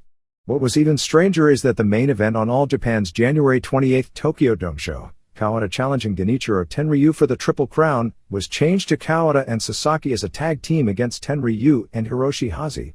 Kawada after the loss saying he didn't feel like challenging for the Triple Crown any longer. A Kawada tournament win could have made the show a big deal as the winner would become the first man to hold both major world titles in Japanese wrestling history. It was something that had been talked about at one point and teased in the press. They'll push the idea that it's the first time the Triple Crown champion and IWGP champion will be opposing each other. The match could have box office at some point with Kawada and Sasaki after legendary battles finally becoming a team, but it's probably too soon in the feud to be putting headliners from both companies as a team, because it confuses the promotion versus promotion issue. When Kawada lost the Triple Crown finals to Tenryu, the reason was specifically because New Japan was going to beat Kawada in the tournament and All Japan didn't want its world champion losing a singles match to someone from a rival company, let alone in a tournament for that company's belt because it would make the rival belt the real world title belt in Japan and kill the world title credibility of their belt. Choshu's second match back since his retirement in 1998 had super heat, but ended with a failure attempting to create the January 4, 1998 scenario with Hashimoto and Naoya Ogawa that made their feud the hottest pro wrestling program in Japan over the past 2 years. The idea was to sell the match like it was an out-of-control shoot that had to be stopped for the safety of the competitors. But while Hashimoto and Ogawa looked like a shoot, because it largely was, this match, which was both men simply pounding the hell out of each other, didn't have that aura, and when it was stopped, the fans were furious, thinking that on the most anticipated match on the biggest show of the year, they were insulted by the promotion not giving them a real finish. Fans were screaming for refunds at that point. 1. In the first round of the IWGP tournament, Sasaki beat Satoshi Kojima in 1633 with a Northern Lights bomb and a Boston Crab submission. Very stiff strong opener. Kojima did a tope early, and was bleeding hard way from the eye most of the way. 2. Hiroyoshi Tenzan, Kim Killchoi, Tenryuji Nagata in 1645 in another first-round match after a sick-looking Tenzan driver and a moonsault. Generally considered, along with Kawada vs Tenzan, as one of the two best matches on the show. Nagata looked tremendous, using his kicks and great mat work. Even though it was the result the crowd seemed to want live, the last pay-per-view was headlined with an incredible tag match with the focus on Nagata vs Kawada, and fans wanted to see them in a singles match and have a finish. Plus Nagata had just done a clean job for Mark Coleman a few days earlier at the Osaka Dome show. 3. IWGP Junior Tag Champs Koji Kanemoto and Minoru Tanaka won a non-title match over Shinya Makabe and Tatsuhito Takaiwa in 1802 when Kanemoto made Makabe submit to a standing ankle lock. The junior heavyweights never get a good reaction at the Tokyo Dome, and this was no different.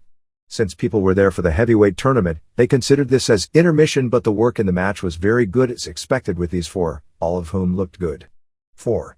Takashi Iizuka, Takayuki Iizuka, beat Kendo Kashin, Tokumitsu Ishizawa, in 6-12 with a choke finish in the weakest match on the show. It was sold that this would be a great technical match, but nearly everyone was disappointed the match was so short, with the finish coming with no build. 5. Sasaki in the semifinals beat Masahiro Chono in 11-28 with the power strangle. Only a so-so match due to Chono's condition, but the match had great heat since Chono is the most charismatic of New Japan's full-time wrestlers. People popped pretty big for the finish, but most were disappointed realizing it meant Chono had already been eliminated from the tournament. 6. Kawada pinned Tenzan in 10:45 after a powerbomb and bridging pin in what was generally considered the best match on the show. Both guys beat the hell out of each other with chops and kicks. Tenzan bled hard way after doing stiff headbutts. Match had great heat with fans hoping for Tenzan to score the upset that wasn't going to happen. Kawada kicked out of a Tenzan driver, a diving headbutt and a moonsault, before coming back with 2 high kicks, a back suplex, 2 enzoi gyrus and another high kick before the power bomb. They aired an interview on the screen with Inoki, who, even though he wasn't even there, got the biggest pop of the show. He told fans that the world itself was changing and that pro wrestling needed to change with it and fans shouldn't be scared to support new concepts. 7. Keiji Muto and Shinjiro Atani beat Jushin Liger, Keiichi Yamada, and Manabu Nakanishi in 5:44. Muto is now wrestling with a shaved head. Atani was billed as weighing 233 pounds, he used to wrestle at about 200, although live reports indicated he didn't look much different from usual aside from the bleached blonde hair and didn't have a steroid look to him. Match was a surprising squash with Muto weakening Liger with a figure 4, and Atani playing powerhouse using moves like a torture rack, which caused Nakanishi to act mad about his move being used on Liger. Atani even no-sold Liger's comeback, hitting a fast German suplex and his spider bomb while Muto had Nakanishi in an armbar and then putting Liger in a cobra clutch, and shockingly, Liger passed out and actually did a stretcher job to put Atani over as something new and fresh as a threat. 8. Hashimoto and Choshu Mitsuo Kwak went to a non-decision in 15:20.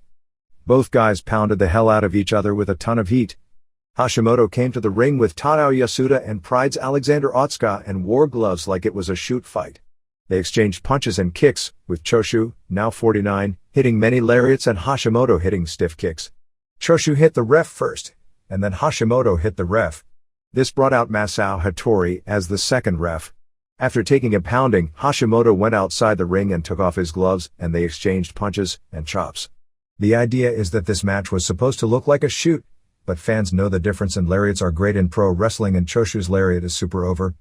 But when Ref Hattori, who was the ref for Ogawa vs Hashimoto's famous 1998 match, and this getting out of control and match stopping for no reason has historical precedence with Antonio Inoki vs Roland Bach in the 70s and Akira Maeda vs Andre the Giant in the 80s, both of which were legitimately out of hand as opposed to being scripted to look as such, went to Tatsumi Fujinami, who was at ringside doing color asking if the match should be stopped and Fujinami agreed. The place went nuts. It was not the right kind of heat with chance of refund money and the like. Shiro Koshinaka and Junji Hirata hit the ring and Fujinami announced that they had to stop the match for the safety of both men, but the crowd simply didn't buy it. 9. Sasaki pinned Kawada in 10:36 to win the vacant IWGP Heavyweight title. Match was short. We've had a variety of different opinions on it, but most said it was very good, with more wrestling than their first match, although not the same level of heat. Sasaki kicked out of Kawada's enzui-giri, back suplex and powerbomb. Sasaki made a comeback with lariats leading to a Northern Lights bomb for the pin, which got an incredible pop with Sasaki practically crying in the ring when it was over. In what may have been the swan song of the promotion, ECW promised a holy shit surprise, which prompted debates over methods of promotion today as well as if there is any future left with the company in the wake of losing its New York television, canceling next month's pay-per-view, and not even producing a new TV show in the go-home week before a pay-per-view show. Guilty as charged on January 7th before a sellout crowd of 2,500 fans at the Hammerstein Ballroom in New York was the usual ECW show. It came across, with the exception of the return of Rob Van Dam, as more of a regular house show than anything special on pay-per-view. Everyone worked hard. There were some booking holes that were gigantic. If Francine won't sleep with Corino or Credible unless they are wearing the belt, why is, at the end of the show, she sleeping with both of them when they both failed to win the belt? But good or bad, and it was more good than bad, that news paled in comparison to the big news. After the show, Paul Heyman was still saying that the company wasn't going to shut down. However, there are only 2 shows left on the schedule, sold shows in Poplar Bluff, Missouri and Pine Bluff, Arkansas this coming weekend. At press time, nobody had gotten plane tickets for those shows, which is out of the ordinary, but not unheard of. There was a March 11th date for the next pay-per-view announced during the show, although no venue was announced for the event, but ironically, with Rhino vs Van Dam for the title enduring and Roadkill vs Whipwreck and Tajiri vs Credible and Corino for the tag titles, it appears for the first time in a long time that there is a logical show-to-show progression coming out of this one. It is possible to promote pay-per-view shows every other month without any television or running few. if any, house shows. UFC has survived doing it for 7 years, but UFC is the only one of literally dozens that have tried, so the odds aren't good trying to run that way. Unlike ECW, however, UFC hasn't had a $100,000 per week payroll to meet, but without a backer, those days of even attempting to meet that kind of payroll are over. Like UFC, ECW does have the brand name and the cult following, and more important, has the entire 40 million home pay-per-view universe to draw from, while UFC has limped along with only the Dish networks in Canada, which total probably only 20% of that figure. Wrestlers received half pay at the show, leaving them 7 weeks behind. The morale was said to be very bad, with the news getting around that, despite claims to the contrary early in the week, that ECW had lost its TV on MSG in New York, its key market, and the show didn't even air the night before the pay-per-view in that market. Trying to garner hope because Farm Club on its show was airing video clips of ECW action on USA also ended up demoralizing, since Farm Club has its own financial problems as well as a major ratings decline and hasn't shown ECW clips the past few weeks. There were not even the hints given that a TV deal was on the verge of being announced, and Heyman didn't even produce a new television show, since his other key market, Philadelphia, hadn't gotten the tape of the show for last weekend, so that tape aired this week. Many were questioning if any TV would be produced from this point forward. Whether the Van Dam surprise constituted Heyman falling to the levels of Eric Bischoff and Vince Russo, with their desperate promises of a surprise to change the industry forever and delivering a Bill Goldberg heel turn over the summer, is a matter of opinion which has gone across the board. The fact that should be learned is that all the hype toward the great surprise on that WCW pay-per-view ended up drawing few buys. If Van Dam, who came back even though he hadn't been paid the money he was holding out for, had any drawing power, announcing Van Dam vs. Lynn as the pay-per-view main event would have meant more than promising hope of a big surprise. But there are so much politics involving teasing hope, not only for the loyal fans, but for the wrestlers while they are nervous as to whether they'll even be in the wrestling industry in a few months, that this was the decision, and it's more dangling a carrot to pacify nervous wrestlers than pragmatic dollars and cents and drawing power to fans at this point. Van Dam's return got a monster pop, but ECW also got zero benefit of whatever drawing power he is alleged to have in exchange for the pop. Abe Elvis Wesley, Tom Marquez, pinned Mike Bell in the dark match. 1. Cyrus, Don Callis, and Jerry Lynn beat Christian York, Jason Spence, and Joey Matthews, Adam Birch, in 241. It started with the Baldies attacking York and Matthews as they came out, and seemingly with a different match than advertised. Joel Gertner attacked Angel with the lamest offense on record, although that was the idea, and got a DDT on the floor for his trouble as the latest excuse to get him out of the broadcast booth. Lynn and Cyrus came to the ring, and as the Baldies held York, Lynn gave Matthews the cradle pile driver, and Cyrus, in a suit, pinned him. Dud. Lynn after the match said he was the whole phone star, one Starzone star in show, and would only wrestle in main events, which pretty well gave away the surprise, since fans were chanting for Van Dam by this point, and that they would be in an unannounced main event. 2. Danny During, Dan Morrison, and Roadkill, Mike DiPaoli, retained the ECW tag titles over Easy Money, Jason Broyles, and Julio De Niro, Brian Vall, in 10:06. Fast-paced match with spot after spot, but it was really sloppy, particularly as the match progressed. De Niro did a big dive on Roadkill. During did a real clumsy dive off Money's back onto De Niro. Money actually flipped over the guardrail and clotheslined Roadkill. They did a double wheelbarrow suplex on During. Between Money's innovative moves with goofy gimmicky names, at least they are new moves, and Styles giving During's traditional moves all kinds of goofy names, G-spot sweep, panty drop only made goofier because people see these same moves every Monday night given their traditional names and they aren't even finishers. This was the match the announcing got really annoying. A lot of cool moves as well, but it appeared they were rushing to get all their signature moves into one match as opposed to doing a match. Fans chanted Euphone Star 1. Starzone stared up at Money when he missed a moonsault, but the wrestlers sold it as a hit for a near fall. Finish saw During pinned De Niro after the buggy bang. After the match, Chris Hamrick joined in for a 3-on-2 until Nova made the save, hitting this hot-looking rope walk plancha on Hamrick and segueing into the next match. 1 1/4 stars. 3. Nova, Mike Bucci, pinned Hamrick in 5:30 in a reverse decision type of deal. Nova has changed his physique a lot in the last month. Elektra interfered freely. The crowd chanted Michael Bolton at Nova. Hamrick did a super Frankensteiner off the top. Nova used a chicken wing crossface, but there was a ref bump. Hamrick climbed the ropes and kicked off, doing the Pedro Morales Ivan Koloff finish from 1971, and Chris Chetty ran in and counted fast for the fall. So much for Chetty getting a WWF deal. Louis dangerously KO'd Mike Keckner with the telephone. Spike Dudley came out to brawl with Chetty and gave him the acid drop and then restarted the match with Nova delivering the Kryptonite Crunch for the win. 1.5 stars. 4. Tommy Dreamer, Tom Laughlin beat C.W. Anderson Chris Wright in 14-11 of an I Quit match. Real good match for what it was. They started doing a bunch of submission moves that are big in Japanese wrestling but weren't over to the fans. Dreamer hit Anderson with a wrench and he juiced. He also rang the ring bell right in his ear. Good lord, he's going to be hearing that for 2 days. Dreamer dug the wrench into the cut. Anderson did the drop toe hold into the chair and Dreamer bladed.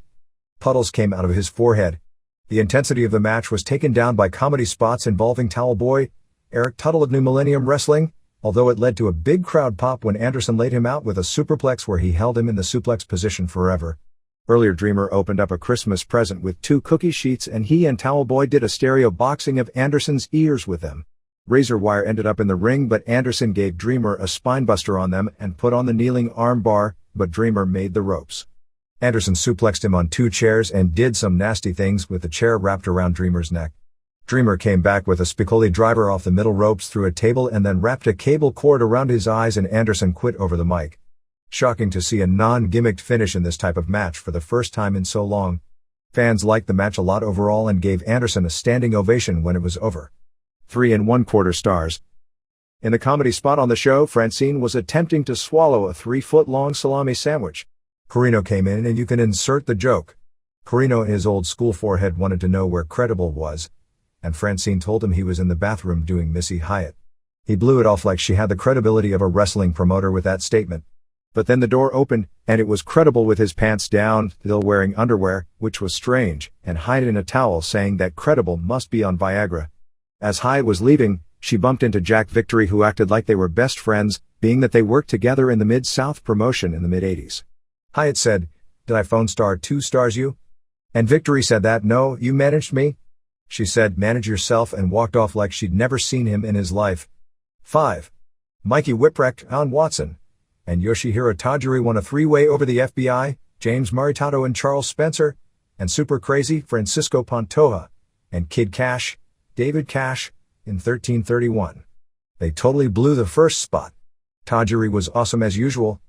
And everyone knows it except people who run other wrestling companies. They did a ton of flying moves early and a cool triple submission spot with Crazy doing a rolling tapatia, or Richo Romero special or upside down surfboard, Tajiri doing a tarantula and Whipwreck doing the deathlock chinlock combination. Crazy did a dive. Cash reversed his position on the top ropes and delivered this totally nuts quebrada off the top rope to the floor. Sally Graziano squashed Cash and Mamaluke pinned him, eliminating them.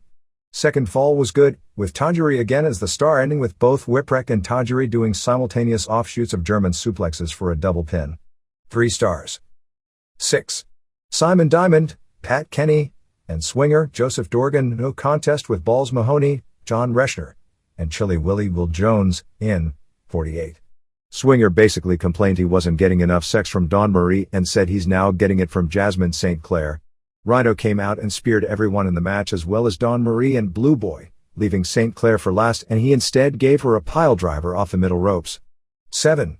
Sandman James Fullington won the ECW title over Steve Corino and Justin Credible, Pete Polacco, in 13:20 in a tables, ladders, chairs and canes match. It was billed as the winner would get to not only have the title, but also sleep with Francine. Match was just a total mess. Nothing clicked. Credible juice like crazy from a cane shot. They broke some tables and some ladders. Problem is that the bar for these matches is set ridiculously high because of the risks the Hardys, Dudleys and Edge and Christian have taken, and to these guys' credit, they weren't going to take those risks, but because of it, it killed the match. People were waiting for stuff that never happened, and Sandman looked out of it. Credible didn't look nearly as good as he usually looks and Corino seemed to just want to get out with as little damage as possible. Sandman brought out a giant ladder after 2 previous ones had been destroyed. He caned both guys as they were climbing, and then climbed the ladder and got the belt. The belt earlier had been magically raised by probably the same person who raised it from Steve Austin in that 1999 match. 3/4 stars.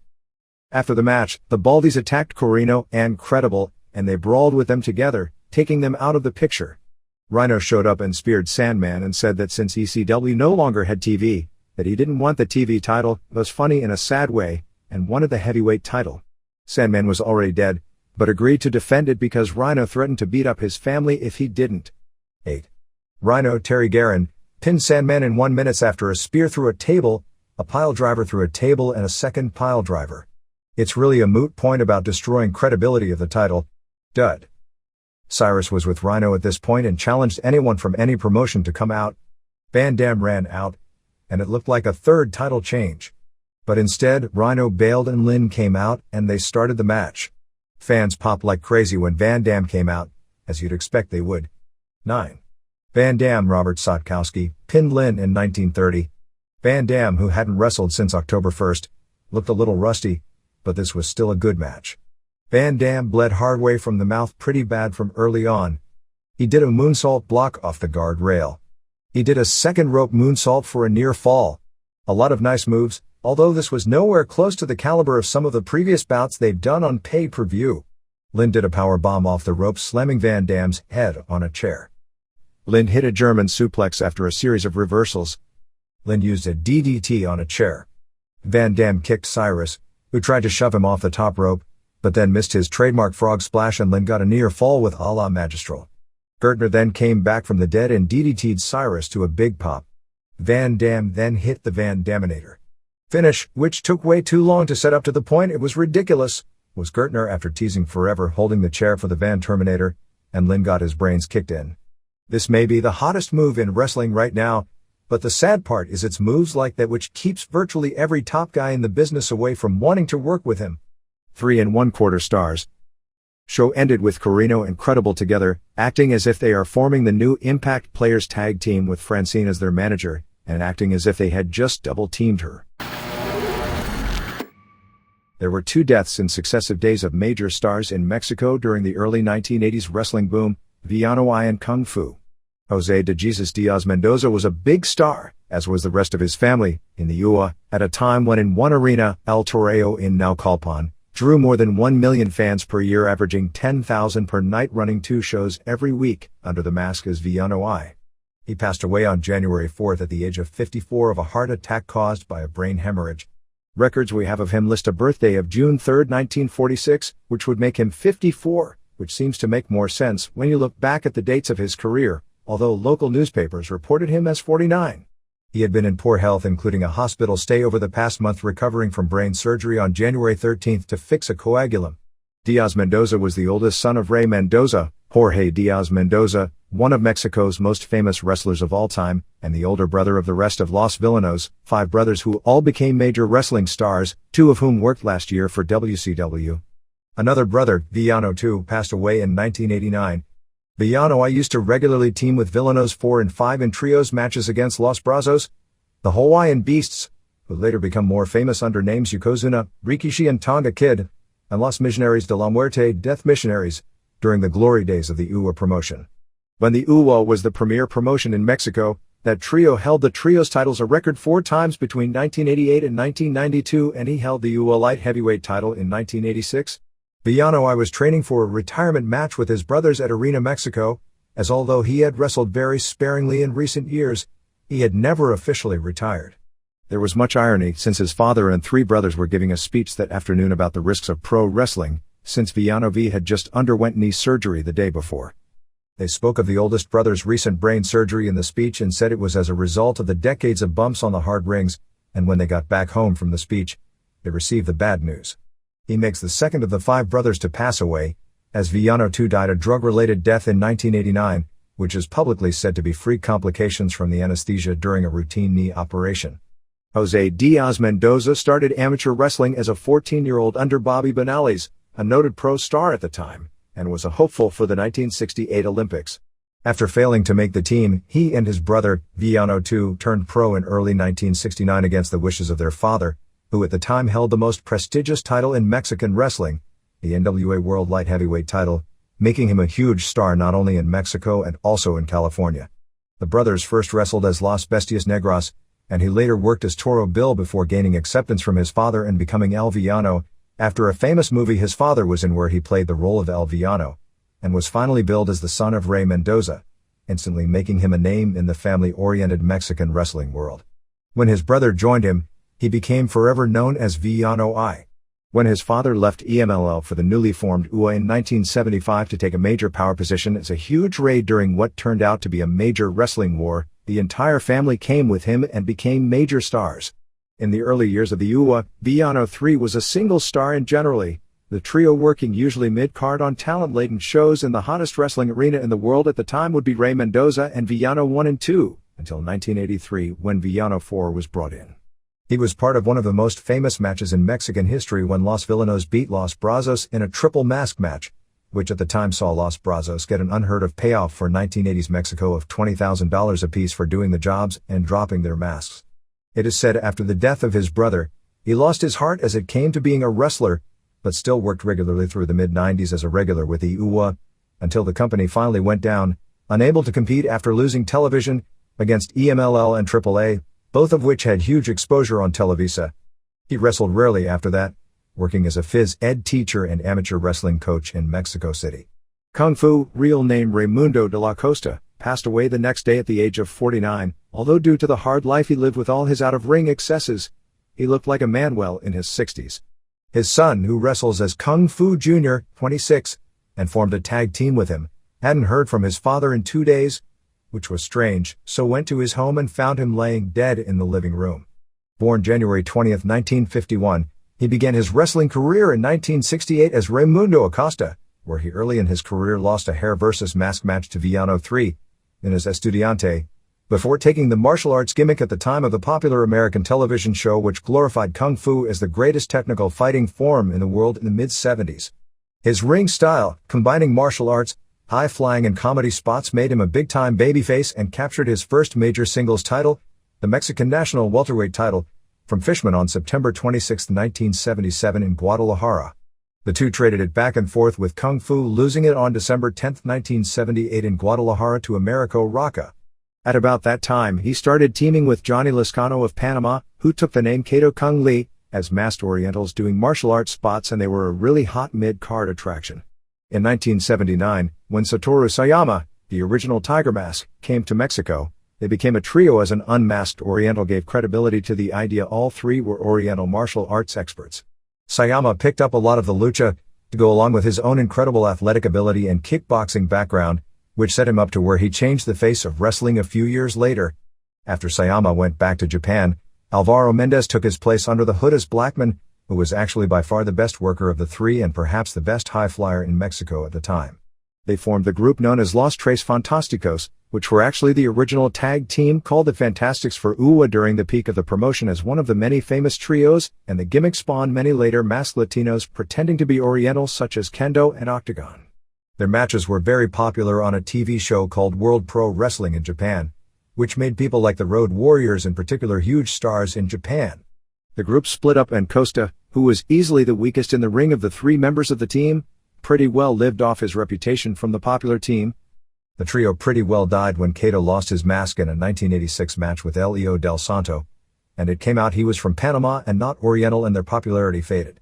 Kung Fu's name was still strong enough to win the NWA middleweight title from Gran Cochise on October 17, 1986 in Mexico City, and a Rudo turn freshened him up. He won it a second title on October 6, 1987 from Dandy before losing it for good to Atlantis on July 10, 1988. He tried to revive the Fantasticos martial arts gimmick with different partners, but it never caught on again, and finally agreed to drop his mask in a huge match on October 26, 1990 at Arena Mexico to rival Atlantis before a sellout of 18,000 fans in a horrible match, and claimed his real name as Raimundo Acosta. He was terrible in the ring by this point, and when he lost his mask, looked 15 or 20 years older than he really was, and his career as any kind of a serious star ended that day, even though he was given a push as a Rudo using nunchucks and feuding with former partner Kato Kung Lee in a series of awful matches, as well as being a prime opponent of Octagon, another Mexican doing an Oriental martial arts gimmick, in his first push. He continued to wrestle for EMLL through 1994, when his son debuted, and they formed a team, often feuding with Kato Kung Lee and his son. He had been working for the Mexican government in recent years but still occasionally wrestled, and the Nuguas promotion, trying to revive older and forgotten stars, was wanting to redo the father and son feud with Kato Kung Lee and his son. Thanks to Jose Fernandez for compiling most of the information in these bios. Despite the ending of football season, which usually brings about 1.5 million viewers back to pro wrestling, the numbers on January 8th were pathetic, with a total wrestling audience of 7.1 million being the lowest audience in several years. Raw did a 4.84 rating, 4.34 first hour, 5.27 second hour, and a 7.3 share.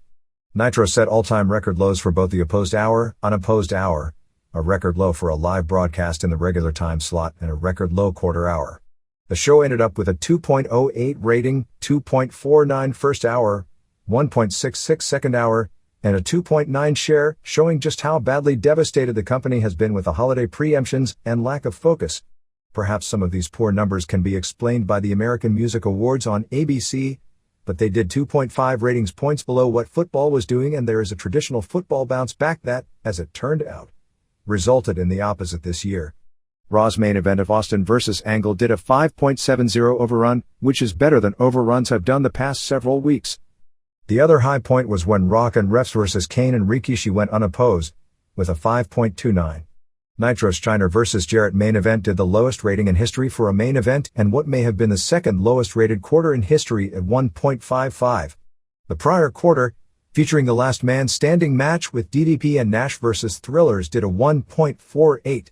Other weekend numbers for WWF saw Live Wire at 1.2, a little up from average, Superstars at 0.9, which is below average but up from the record low the previous week, and Heat at 2.08, which is at least up from the past few weeks.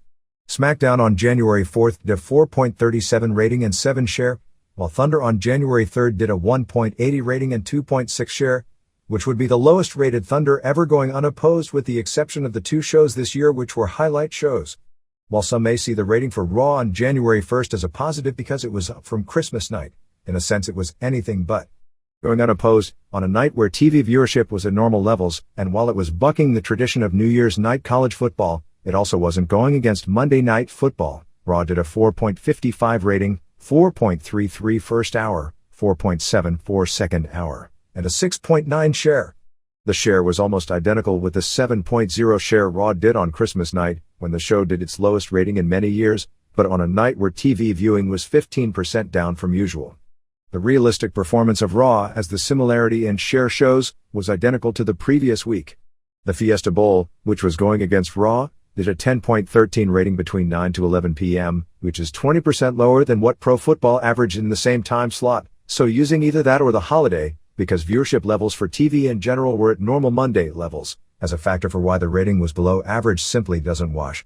The show peaked at 5.00 for the in-ring Austin-Stephanie confrontation, where Austin ripped Stephanie's blouse off and trickled downward, with a 4.80 for Angle and Edge and Christian vs. Dudley's and Jericho, 4.74 for Benoit vs. Test, 4.78 for Hardys vs. Kaientai, 4.68 for Rock vs. Kane, and 4.65 for Austin vs. Regal.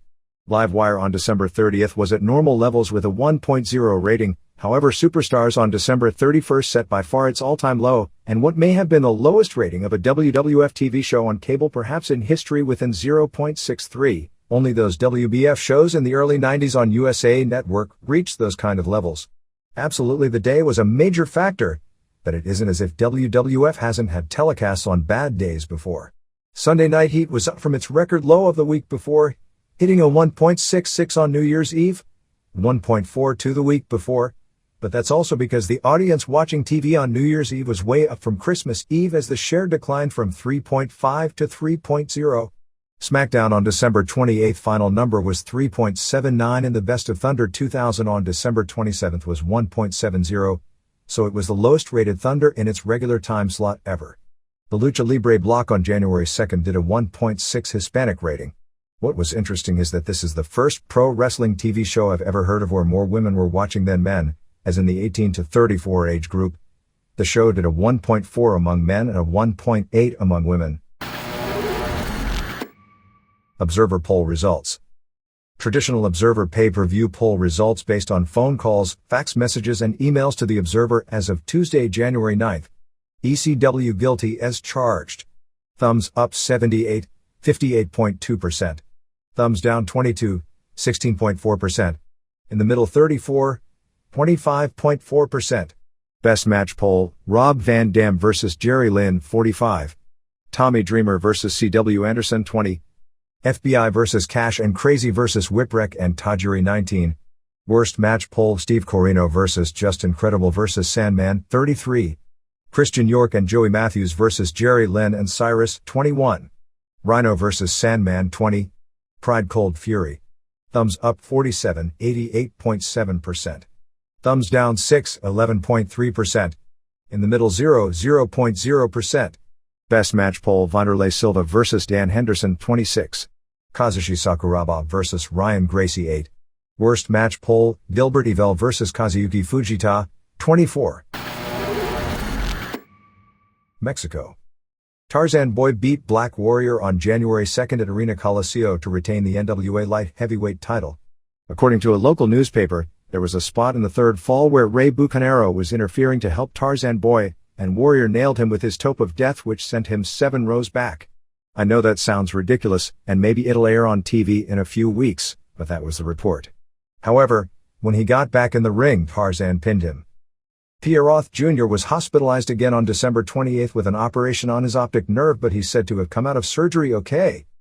Hector Garza faces Xando Khan in a hair versus hair match to headline AAA's return to Tijuana on January 26.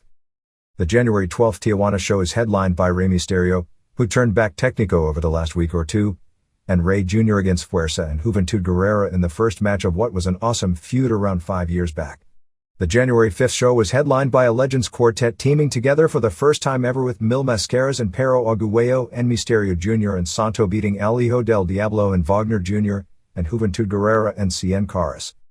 El Hijo de Pierre Roth Jr. is set to debut soon, and Pirata Morgan Jr. debuts on January 13th. All Japan. The vacant World Tag Team title will be decided on January 14th at Korakuen Hall in a match with Johnny Smith and Taiokia vs. Kawada and Fuchi. I presume that the winning team would then defend against Steve Williams and Mike Rotundo, tag tournament winners, when Williams returns after his ribs heal up. In the What Year Is This Anyway department, on that same show, Kim Duke Korean Masanori Tiger Taguchi, who turns 52 next month, returns to the promotion after a 20-year absence. Duke and Kentaro Oki had a big late 70s feud with Baba and Tsuruta over the international tag team titles, but by the early 80s, he was already washed up in New Japan, and was basically a jobber by the mid-80s in the WWF as Tiger Chung Lee, teaming with Mr. Fuji. Van Dam was pulled from the January 28th Dome show when Motoko Baba told him that she thought there were already too many foreigners booked on the show. There has been some very preliminary interest in bringing in Yoshihiro Tajiri as a junior heavyweight division focal point. Pro Wrestling Noah. The only show Hashimoto is working on this tour is January 13th in Osaka, with Hashimoto and Alexander Otsuka of Battle Arts against Misawa and Ogawa as the main event, being the first time Misawa and Hashimoto will square off against each other. The main event on the show will be Vader and Akiyama versus Kobashi and Tao. New Japan. Next show will be January 19th in Okinawa with just a regular all-native show. The big shows of the next tour are February 3rd in Sapporo, Liger and Sasaki vs. Kojima and Tenzan, Atani and Muto vs. Fry and Chono. Kanemoto and Tanaka defend IWGP Junior Tag Belts against Silver King and Dr. Wagner Jr., Fujinami vs. Yoshiaki Fujiwara, and a main event of Nagata and Nakanishi and Iizuka vs. Kawada and Fuchi and Nobutaka Araya of All Japan. February 4th in the same building has Sledgehammer, newcomer from Calgary, and Atani vs. Chono and Ohara, Nagata and Sasaki vs. Liger and Super Strong Machine, Muto vs. Iizuka, and Kojima and Tenzan defend IWGP Tag titles against Nakanishi and Nishimura, which is kind of a terrible main event. February 11th in Osaka has an interpromotional bout with Osaka Pro with Tanaka and Samurai and Shinya Makabe vs. Super Delphin and Takahiro Murahama and Tsubasa, Liger and Kashin vs. Wagner Jr. and Silver King and Muto and Atani vs. Koshinaka and Sasaki is some of the main bouts. Nakanishi was married to movie star Noriko Kondo on January 6th in a major media wedding. Add Scott Hall to the list of wrestlers claiming they are headed to New Japan for several tours this year. I don't know about New Japan's foreign talent division or about this, because Hall told friends he was on the upcoming tour, but then New Japan announced its cards for the tour and Hall's name wasn't on it. If you've paid attention, the wrestlers who have problems seem to get into more problems when they are out of the country. It was not unusual for some foreign wrestlers to stay drunk or loaded for an entire tour of Japan as a way to deal with the strange surroundings, and these were people who didn't exactly have the Hall or Chris Condito track record when they were home. I guess one can always label it a gamble that could pay off, or we'll find out in March if there's anything to this stuff to begin with. The only newcomer on the February tour is Sledgehammer, who is Jason Anderson from Calgary, who has worked as Jason Neidhart as well. Anderson most likely made it in because of New Japan booker Joe Daigo, who lives in Calgary, plus the fact that Otani was working for the same Western Canadian Extreme Wrestling group that Anderson was with. Other Japan notes. Samurai TV in Japan finished the year with a 9-hour Osaka Pro Wrestling special, a 21-hour Big Japan special, is that a sick marathon or what? And a 24-hour Michinoku Pro and Toryuman special followed by a 15-hour Battle Arts marathon. Rings announced the bracketing for the King of Kings tournament finals on February 24th at Tokyo Sumo Hall, as Volkan vs. Antonio Nogueira, Hiromitsu Kanehara vs. Dave Mena, Tsuyoshi Kosaka vs. Randy Couture and Yoshihisa Yamamoto vs. Valentin Overeem. This is very tough to call. But I'd have Nogueira over Han because he's much younger, Kanehara over Mena, but I'll bet it'll be a great match.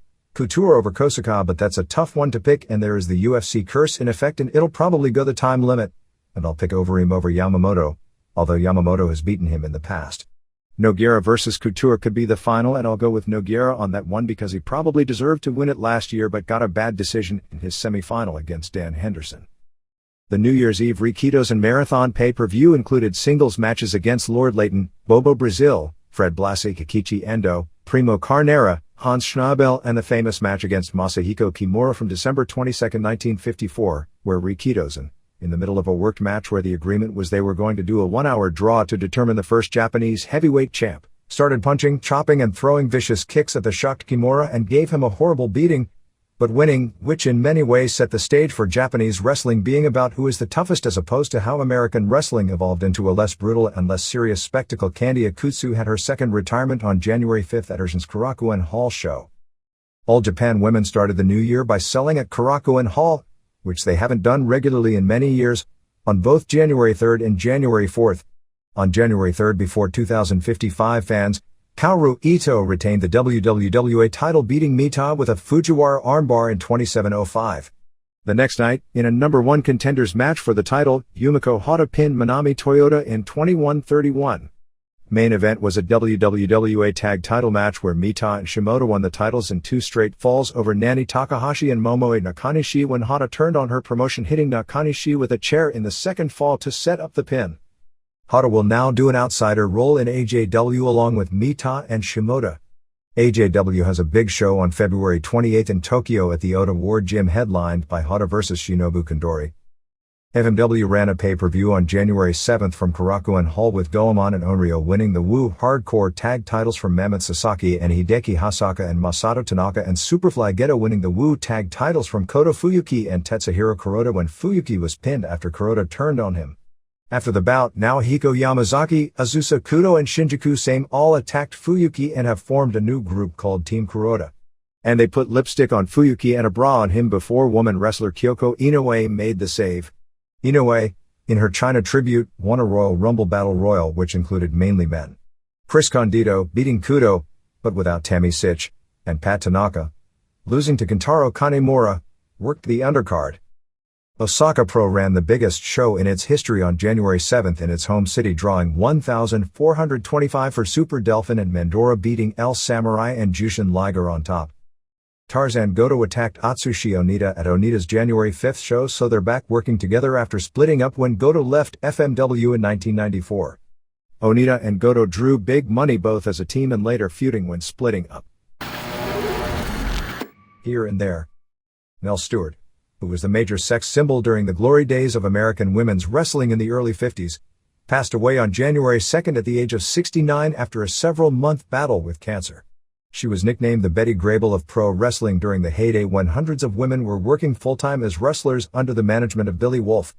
Wolfe, who was married to the most famous women's champion of the era, Mildred Burke, later married Stewart after divorcing Burke, but was never able to get Burke to agree to do the job for Stewart, and the lengths he went were unbelievable. Stewart was always groomed to be champion, but it never happened. She continued to wrestle into the mid-60s. WWC ran its major outdoor show at Hiram Bithorn Stadium on January 6th, bringing in a lot of Americans for the weekend and drawing 11,850 fans, which would be the biggest crowd in more than a year for the company. The other weekend shows saw January 5th in Ponce draw 5,000 and January 7th in Mayagüez draw 4,500. Carly Colon retained the Universal title, pinning Mike Rotunda after a stunner. Carlos Colon became the first hardcore champ, winning a three-way over Abdullah the Butcher and one-man Gang. However, in a rematch with the same three men on January 7th in Mayagüez, Gang pinned Colon to win the title. Thunder and Lightning kept the tag titles over Barry and Kendall Windham. Kurt Hennig, Horace Hogan and the Mexican Minis also were brought in for the weekend. Damian Steele from California debuted on January 5th, winning the vacant WWC Junior title. Trailer Park Trash held it, but he's gone from the company in a five-way over Eddie Colon, Black Boy, Richie Santiago, and Rockero. The Women of Wrestling group runs its first pay-per-view show on February 4th from the Great Western Forum in Los Angeles. Top matches are Terry Gold vs. Danger for their world title, a tag team title match with Caged Heat against Harley's Angels, and a cage match with Selena, formerly Bambi from the old days of Southern Regional Wrestling, against Thug, formerly her rival Peggy Lee Leather, in a 25-foot cage, as if they're building a real 25-foot cage. There will also be a four-way with Lannistar, Ice Cold, Patty Pazaz and Poison, with the loser losing their hair, and a swimsuit contest.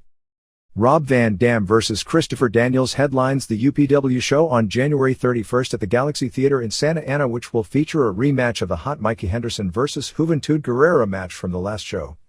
They are also doing a Northern California vs. Southern California feud with Michael Modest, Tony Jones and Donovan Morgan facing UPW guys. The NWA and the defunct WXO promotion are working together to put together a television package on BET for February or March. MMA. In one of the biggest possible blows to MMA, the governor's office in California denied funding to the California State Athletic Commission to regulate the sport. The commission had approved the sport and rules it would regulate it under, and California was expected to become the national hotbed once the commission gave the official date. Basically, this was a way to not ban the sport, but keep it out, even though it had already been approved. The governor's office suggested if the commission wanted to approve and regulate the sport, that it go to the state legislature and attempt to get a bill passed, which would require 2/3 vote in the legislature and a signature by the governor, giving them money to regulate the sport. Naoto Morishita of DSE announced plans for the company's 4th anniversary show on October 11th, to be held outdoors at the 100,000-seat Hake Island Sea Palace in Kanagawa, not too far from Tokyo. Morishita will attempt to put together Rickson Gracie vs. Sakuraba as the main event, although to do so he'll have to outbid New Japan, Rings and Coliseum Promotions among others for what Gracie said will be his one match this year. The Pride 12 show, which aired over the weekend in the US, was overall pretty good, but not as good as some of the other pay-per-view events. They aired 7 of the 9 matches, 5 of which were good and 2 of which were boring. It was a better show in the US version than in Japan because they eliminated 2 of the other kind of dull fights. It was the show taped on December 23rd show at the Saitama Super Arena before 26,882 fans. The announcers didn't do a very good job, nor did the camera work, of showing how large the crowd was or getting it over to the American audience, nor of getting over just how big a star Sakuraba was. They did talk about how it's considered a barbaric sport by many in the US, but it's a huge deal in Japan. Because of time, they edited out most of the ring entrances, which are what gives the show the major league feel. Particularly when fans pop big for a star, it teaches the live audience that person is a star, but they were fighting time constraints with so many long fights on the show. They only aired highlight clips of Carlos Newton vs. Joel de Oliveira and Rico Rodriguez vs. John Marsh. They also edited the first 10 minutes out of Mark Kerr vs. Igor Vovchankin. The announcers, particularly interviewer Eddie Bravo, tried to be more pro-wrestling-like, and came across silly, promising us shocking stories and then delivering rather bland interviews for the most part. Announcer Steven Quadros talked about having a newfound respect for pro wrestlers because of how well they've done in Pride. Guy Mesger vs. Alexander Otska was a short match with a spectacular knockout finish. Akira Shoji vs. Ricardo Almeida was very exciting. Almeida, from New York, but who has studied in Brazil, with his striking and grappling ability and long body, looked really good in only his second MMA match, winning the decision over an experienced star, and breaking Shoji's nose in the process. Enson Inoue vs. Heath Herring, with Herring winning, was also exciting. Wanderlei Silva vs. Dan Henderson had a tremendous first round. Silva dominated, But Henderson got in a few good punches, scored one good takedown and did a lot of damage, including busting up Silva's eye really bad. It was swollen and protruding out like he had an egg attached to his eyebrow and looked sick. Second round, which Silva dominated since Henderson couldn't take him down and Henderson wasn't going to fare well standing, was kind of dull, mainly with Henderson on his back in the guard. Kazuyuki Fujita vs Gilbert Yvel was the most boring fight, as Fujita basically took Yvel down and held him down. He tried some submissions in the first round, but in the second he just held him there with what Quadros called the ground and pray tactic, which means holding someone down and praying the ref doesn't call for a stand-up, as opposed to ground and pound where the guy on top at least is delivering damage. Yvel did get one great knee to the face in, but I'm pretty well convinced that Fujita is almost impossible to hurt. Apparently they've tested him as his bones throughout his body are unusually large and his skull is too thick for a human being, so that's why he can take the pounding he took from people like Ken Shamrock and survive. Yvel, like Maurice Smith, has to learn to avoid the takedown and escape from the bottom, because without that ability, which is the difference with Silva because he has it and can win at the top level, all the kickboxing ability in the world can't neutralize a wrestler. Mark Kerr vs Igor Vovchankin was kind of boring except for about 1 minute in regulation where Vovchankin got a flurry that probably made the fight a draw since Kerr was on top, and not doing a lot from there most of the way. In overtime, Vovchankin rocked him and got behind him and punished him with punches for a little over 2 minutes before Kerr escaped and reversed. He held Vovchankin down for the rest of the fight, but didn't do any damage, so Vovchankin got the decision. Sakuraba vs Ryan Gracie was very entertaining, with both guys going for submissions and Gracie being aggressive, but Sakuraba controlled him and at times seemed to even toy with him and was just having fun entertaining the crowd, including spanking him in the final minute. Sakuraba easily won the decision, but it is too bad Gracie was hurt, as he's a spirited and exciting fighter to watch. The show will air on pay-per-view on Viewers' Choice Canada on January 19th. The Deep 2001 promotion had its debut show on January 8th in Nagoya before 4,800 fans, featuring a Brazil vs Japan best-of-5 theme which ended with 2 wins by Brazil and 3 draws. The headline match had Royler Gracie going against pro wrestler Takahiro Murahama of Osaka Pro Wrestling, who finished third in the Rookie of the Year balloting and realistically should have done a lot better than that, and ending in a 20-minute draw. Gracie won the first round, fighting for chokes and an armbar, but Murahama was able to defend. The second round saw Murahama have far more success, keeping it on his feet. He's competed in kickboxing and shootboxing, so has experience at avoiding the takedown and should have the advantage striking a lot more. Murahama had the advantage standing and probably won the round, although Gracie was able to take him down before the end, but couldn't get him in position for a submission. Rickson Gracie nearly pulled his brother out of the match unless he got some rule changes at the last minute, switching from the originally planned 3 5-minute rounds to 2 10-minute rounds, and also they refused to allow the referee or doctor to be able to stop the match, which may sound fine for work pro wrestling or cool for those who think fights should be until somebody quits, but when it comes to actual fighting, those rules give opponents of the sport tremendous ammunition in saying it's barbaric and dangerous. What was amazing about all this is that the previous day, Murahama worked Osaka Pro's biggest show and did nothing to take it easy, even doing flip dives and taking hard suplexes. ECW. After a week in which Paul Heyman kept saying that ECW hadn't lost its time slot on MSG Network and would air, and the network saying the show had been pulled because ECW hadn't sent payment, the show never aired. For whatever this is worth, FX, which has been the network most strongly rumored to be getting ECW programming, has stated it has no interest in a pro wrestling show. It also should be pointed out that it isn't unusual for a station in negotiation to say that. WCW. Although we've heard similar talk probably 1 week every month for the past several months, the general belief is that the announcement of the WCW sale could come before you read this or early next week, and that if the papers haven't been signed already, they will be making it official before you read this. Most people very close to the situation are under the impression the deal was finalized over the past few days. The main company backing Bischoff hasn't been speculated on correctly anywhere. Its identity will probably be made public when the sale is made public, and it appears to be being purchased with the idea most likely of doing an IPO, as it is with a company that specializes in taking existing media entities and going public with them. The television situation is also something that has been very much talked about. TNT was going to switch its focus as a station, and this decision was made many months back, and during that time the plan always was at some point, which was thought to be about a year from now, that Nitro would move to TBS. However, With the company divesting itself of wrestling and wrestling's decline both in ratings and as a priority to market, there is significant talk of when TNT drops wrestling, which may come a lot sooner, that TBS won't pick up the show and the Turner networks will only broadcast one wrestling show per week.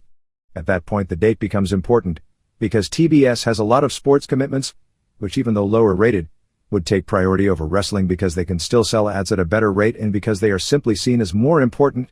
Ratings be damned. Like in the old days with Georgia Championship Wrestling on Saturdays, the time slots may be shifted around during baseball season, and we've seen what shifted around time slots due to momentum. Wednesday night may be safe because I believe TBS never broadcasts baseball or basketball on Wednesdays. Pay-per-view lineup for January 14th in Indianapolis is Steiner vs. Jarrett vs. Vicious vs. Rick Steiner in the four-way, Goldberg and Dwayne Bruce vs. Luger and Bagwell, DDP and Nash vs. two of the Thrillers for the tag titles, Rection vs. Douglas for the U.S. title in a first blood chain on a pole match, Crowbar vs. Terry Funk vs. Meng for the hardcore title, FAs vs. Team Canada in a penalty box match with Duggan as ref. This match would probably have been entertaining with no stiffs, but with Duggan as ref it's sure to turn into a clown show. Sanders vs. Cat for the commissioner's job, Guerrero Jr. vs. Helms for the cruiserweight title, and Reno vs. Vito. Nitro on January 8th from St. Paul was no less sad than it's been, but at least there was some good wrestling. Flair opened the show kissing up to the Minnesota fans, saying how they'll own New York. He then proclaimed that WCW was the greatest wrestling company in the world. By this point the fans in New York must have thought he was out of his mind. Jarrett and Steiner came out. Flair ordered them to wrestle each other, and if they didn't go at their hardest, he'd suspend them both and strip Steiner of the title. He showed clips of Jarrett hitting Steiner with a guitar at Starrcade and of Jarrett lying to Steiner about the tournament. In the best match on the show, Guerrero Jr. pinned Moore to keep the cruiserweight title. Aside from one messed up spot, this was a really good match. Sanders beat up Ecw and Vito saved him. They are portraying Ecw as this helpless pussy that everyone picks on. Vito told him he'd teach him karate. Ron Harris pinned Cat. This is what I mean by WCW portraying its faces in a way that nobody could possibly like them. I mean, Cat is terrible in the ring, but he is pretty funny. Cat said he's no dummy, that as bad as he is, he can't take two guys of that size and didn't want to fight them. So what happens next? He starts fighting them and they beat the hell out of him. Who wants to cheer for an idiot? He might as well have gotten lost on his way to the building. Finish saw Ms. Jones distract the ref. Why I have no idea, allowing the twins do H-bomb Cat and Ron pinned him. Terrible, but at least it was short. Sanders and the Thrillers did a skit that reminded me of watching a grade school play. Kidman pinned Storm in a good match with the Kid Crusher. The FAs and Team Canada were all brawling at ringside. Vicious pinned Douglas after a choke slam. Not as bad as you'd think. Then again, that's like saying you woke up before you hit the bottom after falling off a cliff in your nightmare. Steiner and Jarrett attacked Sid after. Funk did an interview with Crowbar. Funk challenged Goldberg, Steiner and DDP, and as a way to build up Funk as a true champion, the announcers acted like he was out of his mind to even think of himself at that level. Funk claimed that he started ECW and was the god of hardcore. Crowbar confronted him. Crowbar can talk, which means that'll be the end of him getting a lot of interview time. Daphne was acting like a total goof while Funk and Crowbar were doing good mic work and totally killed the segment. Meng showed up and put Funk in the death grip, then punched through a chair and put Crowbar in it as well. Goldberg and Bruce beat Chronic in a terrible match. Luger and Bagwell attacked Bruce, taking off his cast and working on the supposedly broken arm. If you're wondering why Bruce was slapping fans with his bad arm, I'm still trying to figure out how on SmackDown that Regal was driven to the arena in a limo that didn't have a driver. Goldberg jackhammered Clark. Luger then hit Goldberg and Bruce with a cast and Bagwell hit Bruce's arm with a chair. For good measure, Luger hit Adams with a cast as well. Sanders thought he had a last man standing match with the Thrillers against Vito and Ecw, but the envelopes got switched and Nash and DDP replaced them. It ended up as Sanders and Palumbo and O'Hare, with Palumbo getting the cutter and O'Hare getting the powerbomb and Nash pinning him. If it was last man standing, how came DDP and Nash didn't fight? Finally Steiner NC'd Jarrett in the title match. They stalled forever, both saying they weren't going to wrestle. Flair came out and told Jarrett if he didn't wrestle, he'd lose his title shot on the pay-per-view, which makes perfect sense considering Jarrett didn't appear interested in a title shot going on right at that moment. He told Steiner he'd strip him of the title. Jarrett went after Midaja and it was on. They were having a decent match when Sid ran in to attack everyone. The Mystery Men then made the save. Fans were barking, knowing it was Rick Steiner. But he looked absolutely horrid in the suit, doing that obvious Rick Steiner punching and even worse nose selling. The big surprise is that he wasn't revealed on Nitro or Thunder. Thunder notes taped right afterwards. Palumbo and O'Hare beat Vito and Ecw. Reno hit the ring and took out Johnny the Bull and Vito, leaving Ecw to be doubled on and pinned by O'Hare. Storm and Skipper beat Kidman and Mysterio Jr. in what was said to have been a really good match, with Storm beating Mysterio Jr. clean with the half crab. Rection and Nash and DDP beat Douglas and Jindrak and Stasiak. Chronic NC Luger and Bagwell when Goldberg came in and speared everyone. Said to be terrible. Meng beat Don Harris in another bad match, putting the death grip on both guys. Meng ended up laying out some refs, Dragons, Karagias, and Noble. Yeah, doing a 4-star match at Starrcade really elevates you in this company. Cat and Sanders yelled at each other to build the pay-per-view. Main event was Steiner NC Sid when the mystery man ran in. Sid unmasked him to reveal Jarrett. Haha. What a swerve. Flair ended up coming out with the real mystery man, who gets held back.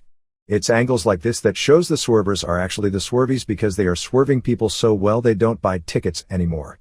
The marks in the business in the old days were thought to be the fans because the bookers would create fake angles and make them buy tickets. Now, the marks are the people who create fake angles that don't build up anything or pay off anything because they think they're still fooling the marks, a derogatory term for the people who keep the company in business, who are only wanting to see angles that build to something and make sense when the day is over, and aren't spending money on the product because the writers haven't figured that most basic aspect of wrestling out yet. By the way, it was only 2 years ago this week when Nitro drew 38,809 fans to the Georgia Dome on a night when the wrestlers like Nash, who got the title the same night that the tape of Foley winning it aired, were laughing backstage, and Bischoff basically told Schiavone to gloat on the air because the WWF was so stupid as to make that'll put butts in the seats. Haha, Foley the world champion, because everyone knows. The world champion has to be someone that women want to screw and guys think is cool. And all those years I thought it was someone who knew how to work and talk in a way that would build up a program that people simply wanted to pay money to see.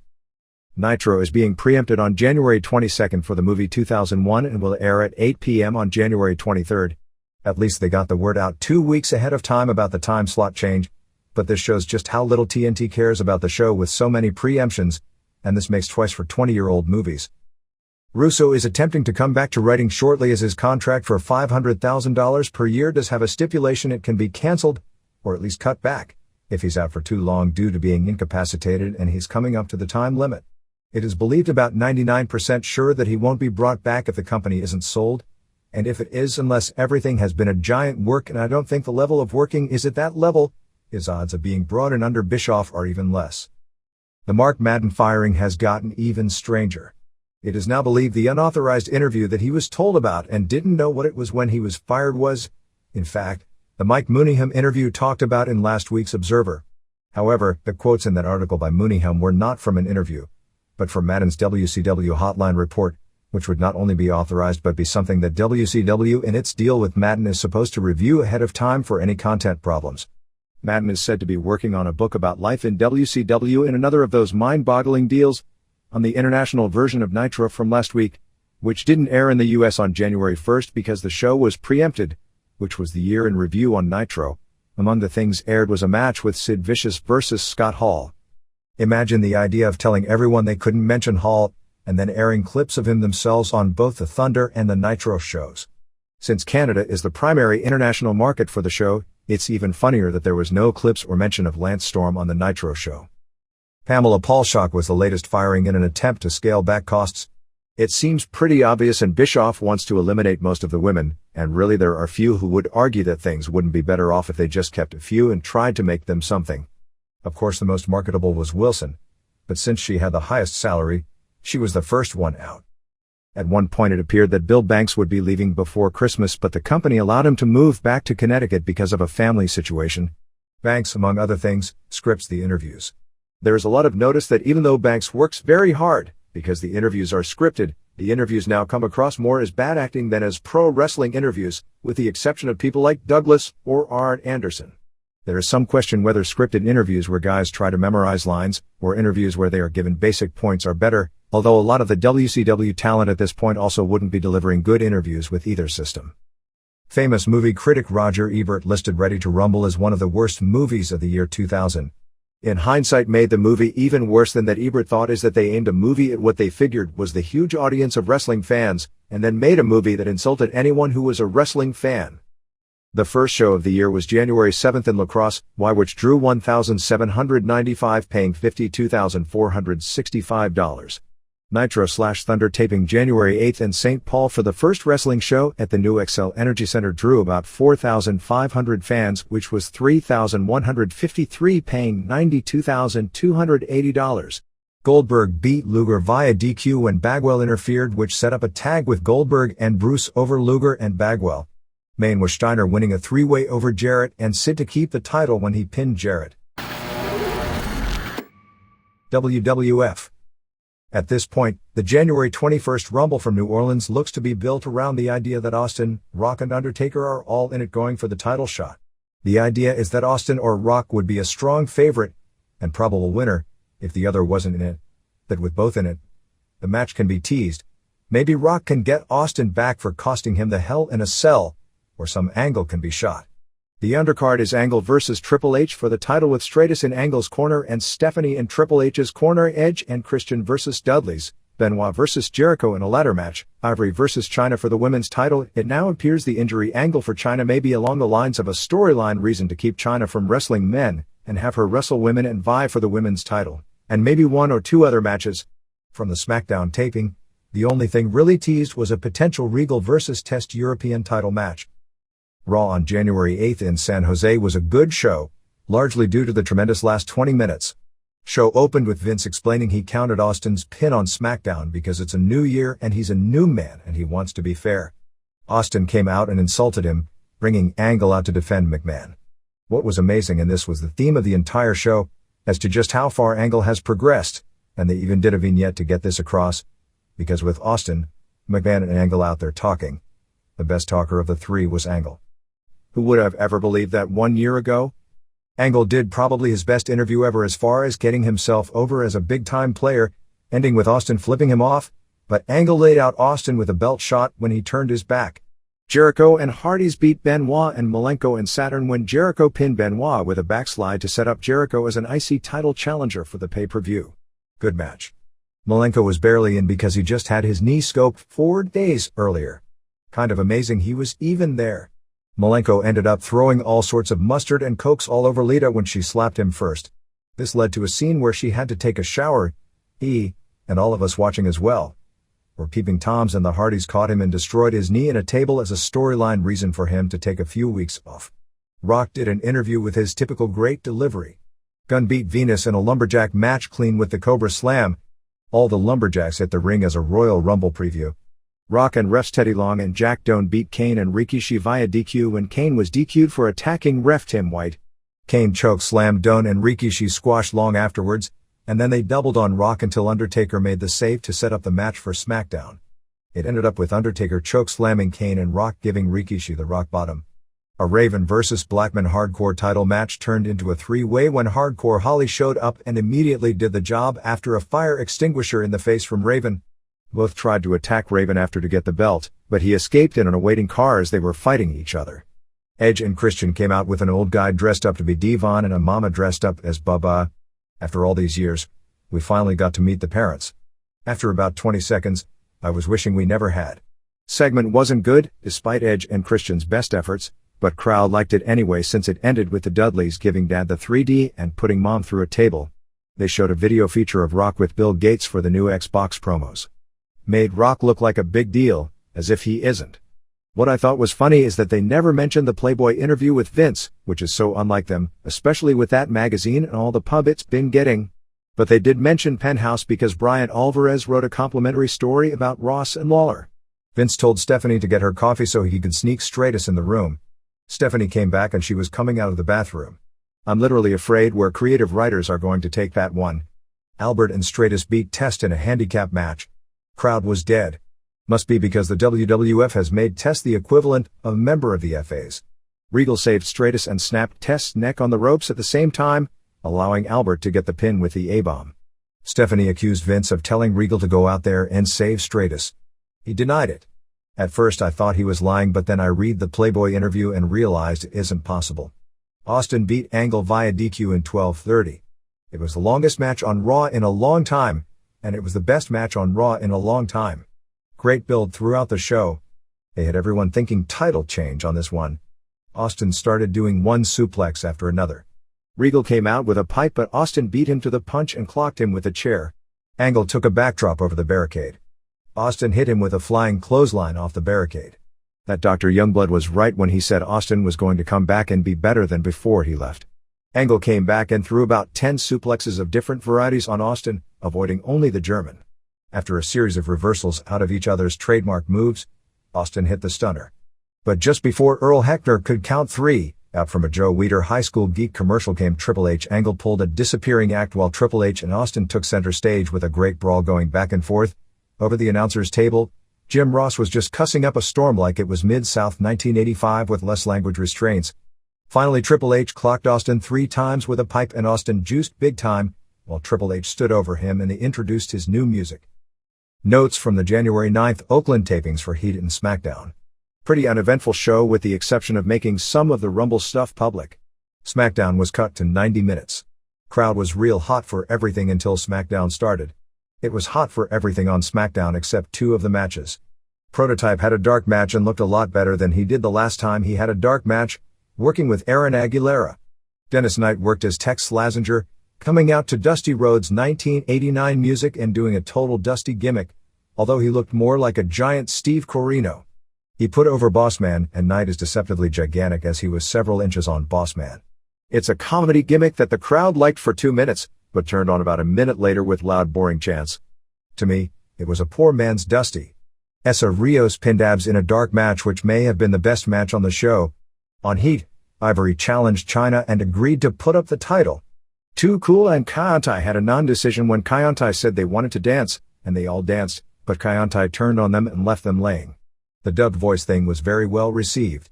There were numerous signs saying indeed, and every time Funaki said it, it got a bigger pop than the time before, and he said it several times on Heat and SmackDown. On SmackDown, Vince announced Triple H as the #1 contender and Triple H and Stephanie did a taped interview talking about the title match. A good promo, but pretty long. Venus and Goodfather and Buchanan beat Hardys and Gunn when Richards interfered and gave Matt a kick and Venus pinned him. Good. Test pinned K Quick with a high kick. They're going to have to edit the hell out of this as Quick missed spot after spot, including a round-off to lead to the finish. He blew the move 3 times in a row out of the corner. On the 3rd time, Test just went to the finish anyway. Quick looked horrible and the match was an embarrassment. Edge and Christian and Benoit versus Jericho and Dudley's only went 1 minute before Austin ran in and clocked Edge and both Dudleys with chairs and cut a promo where he demanded Vince come out and put him in the Rumble, which Vince did. Vince later did a promo with Stratus saying it was a bad day because he had to put Austin in the Rumble. He also complained to her about being in Angle's corner in the title match and she said she was a bad girl and needed to get spanked. That got a rise out of the crowd, as well as Vince. But before he could spank her, the door closed and the segment ended. Rikishi won the 4-way over Undertaker, Kane, and Rock. Lots of near falls and saves until Rikishi squashed Kane to earn the number 30 spot in the Rumble. After the match, Kane choke slammed the other 3 and left. I think after the camera stopped rolling, Rock gave Rikishi the people's elbow so everyone left happy. Some details, but not the monetary aspects, of Jesse Ventura's XFL contract were released by order of a Minnesota state agency ruling it should be public information. There really was nothing unusual in the contract, for 12 broadcasts, 10 regular season and 2 playoff games on NBC. The contract does state that Ventura can never be referred to as governor on broadcasts or in publicity for the XFL, so they can pretend to justify that they aren't using the office for marketing purposes. Rock is going to be working a very limited road schedule, only the major markets for the most part, as he's spending a lot of time taking acting lessons, preparing for his lead role in Scorpion King, which starts filming in late March or early April. It's expected to be a 3-month process, probably through June. Nothing is for certain regarding his availability for those months. He probably won't do any house shows and the feeling is he'll miss a lot of TV as well. Whether he can do some TV and work pay-per-view events, of course, they'll probably work to where he can at least do that, but nothing is for sure. Tons of mainstream pub over the weekend for Rock at the Xbox demonstration in Las Vegas with Bill Gates on January 6th. Robbie Bach of Microsoft's games division called Rock cutting edge cool, and that Rock's fans are the primary target audience of the Xbox in a USA Today story. There are no plans for a timetable, Storylines were positioning for either Henry or Show at this point. Lynn has yet to be offered a contract largely because WWF doesn't want to take anyone from ECW until the ECW situation as far as its future is concerned. They are interested in him and the writers have been given tapes of him to prepare for giving him a character. Van Damme's situation is the same. The door isn't closed to him, but interest in him hasn't been strong ever since the company got bad reactions from the wrestlers who had been in ECW when asked about him. There is definite hints from the office for wrestlers on the road to tone down the risky spots as an attempt to both lengthen careers and lower the injury rate. The recognition is that can be a problem in some markets, such as New York and Los Angeles, where the fans don't react as well to the toned-down style and will chant boring if matches slow down. After the China book, the next book the WWF will put out will be a WrestleMania history written by Basil DeVito, current head of the XFL, for a release probably in conjunction with a show. WWF is starting a new website at wfparents.com to help parents decide whether or not to let their kids watch WWF programming is obviously a new tool to combat the PTC negative publicity. 18 of the top 20 videos in the January 13th Billboard magazine Rec Sports charts were pro wrestling. Only World Series at number 1 and Tony Hawk at number 4 weren't. Headed by The Rock video at number 2, Tables, Ladders and Chairs at number 3, Jericho at number 5 and WWF Most Memorable Matches of 2000 at number 6. ECW had videos at numbers 10, 11 and 14, FMW had number 13 and the Juggalos were at number 17, while the rest were all WWF. Some Ross Report notes. Malenko underwent arthroscopic knee surgery on January 4th and will be out for about 4 weeks. Guerrero is still out of action with back and hamstring problems and is questionable for the Rumble. There will be a bigger promotional push for the China book that comes out next week than any book up to this point. For some reason that scares me, although China is apparently not a candidate for the WWF or IC title anytime soon, or perhaps even ever. X-Pac should return at the Rumble. Ross met with Shawn Michaels on December 30th and they discussed Michaels returning for a limited schedule, including doing some matches. He hinted at a Shane McMahon return very soon as a TV player. Edge, banged up elbow, and Angle, strained shoulder, are working injured. The Tough Enough plug on Raw is an idea for a 13-week primetime TV series on MTV. The WWF is recruiting men and women who want to be pro wrestlers, and narrowing the field down to 12, 8 men and 4 women, and will air weekly features on them training. While the shows will be taped from March through May, they will air as 30-minute shows all summer long, so that if something happens they don't like with one of the participants, they can remove that from the tape before introducing the person. The shows will get them over until 1 male and 1 female are picked from the group on the final episode of the show. As everyone tries to do the Survivor concept, theoretically they could pick more if more are impressive, and they would be given a developmental contract. Clearly this is an idea taken from the success of the Discovery Channel Wrestling School special with UPW, with the idea they can make someone a star in 13 weeks of TV to where a lot of fans will know them if they introduce them as a rookie on WWF television at some point. More on Michaels. No decision has been made regarding him returning at this point. Ultimately it's Vince's decision. One would think since it pertains to a top match at Mania, the decision would be made within a few weeks since Michaels has to get into wrestling shape and the WrestleMania plans will have to be formulated either with or without him. Ultimately it comes down to first, Vince making the decision to give him a shot, and second, him not causing any problems or making flippant remarks about the talent or throwing temper tantrums and making everyone miserable. Because that's the reason he hasn't been around hardly at all, and if the old Shawn surfaces, he'll be sent home and whatever plans will be thrown out. His 5-year contract, which paid him $750,000 per year, expires in just a few months, so at almost 36, he's either going to have to fit in or his WWF career may be short-lived and he'll likely end up in WCW. The feeling is that nothing is going to be certain or planned at first past one match because they don't know how physically his back will hold up and how little he'll be willing to and be able to get away with doing in the ring. The original talks of bringing him in for an advertised retirement match at WrestleMania appear out the window. He may debut at Mania, and if he does come in, that would be the most likely show for him to debut on since it's another big attraction, but the feeling is that if he can work a toned-down style without too much pain and not cause the backstage problems, he may continue to wrestle on big occasions. Even if he can't, the feeling is that nobody would, nor should they, believe a retirement stip anyway, the way the term has been bastardized so badly. So why do it if it won't mean anything? Jericho got an article about wrestlers being hockey fans in the January 7th New York Daily News regarding his skating at the celebrity hockey game that day. Jericho, whose father Ted Irvine, played for the New York Rangers among many teams in a lengthy NHL career, played junior hockey as a kid and on his days off sometimes skates in a Florida men's league. The story talked about Snow having a collection of 183 game jerseys. Benoit and Regal both had the weekend off from house shows. Regal asked for it off many weeks back since his parents were coming in from England. Benoit also had asked for it off many weeks back. Jericho worked the house show in Anaheim, so he flew to California for Saturday, flew back to New York for Sunday afternoon hockey, and then flew back to California for Raw in San Jose. A big positive step for the XFL is that several sports books in Vegas will be placing odds on the games starting with the first week of the season. Right now, the New York Hitmen and San Francisco Demons as far as ticket sales are the strongest teams in the league, and Birmingham is the weakest. The rest are in the middle. No deal has been finalized with Brian Bosworth as an announcer, but he had several tryouts and he appears to be under consideration. As it turns out, Ross and Lawler will be the announcing team for the NBC primetime game on Saturday night. As things appear, there will be a national game which Matt Vasgersian and Ventura will do the announcing on NBC. There will be a secondary game as well, such as let's say the national game is New York versus Orlando. They may have San Francisco versus Chicago and the B team would call that game which would play in Northern California and the Midwest on the NBC stations. There are also plans to cut back and forth on each broadcast so the B teams will get some exposure during the A game in an attempt to get all the teams over. Although the sexual abuse by his mother and him wanting to murder his stepfather got much of the mainstream pub in Vince's Playboy interview, the one I heard the most comments about this past week were his statements about wrestlers. In the early 80s, and certainly before then, it was viewed as a six-pack and a blowjob.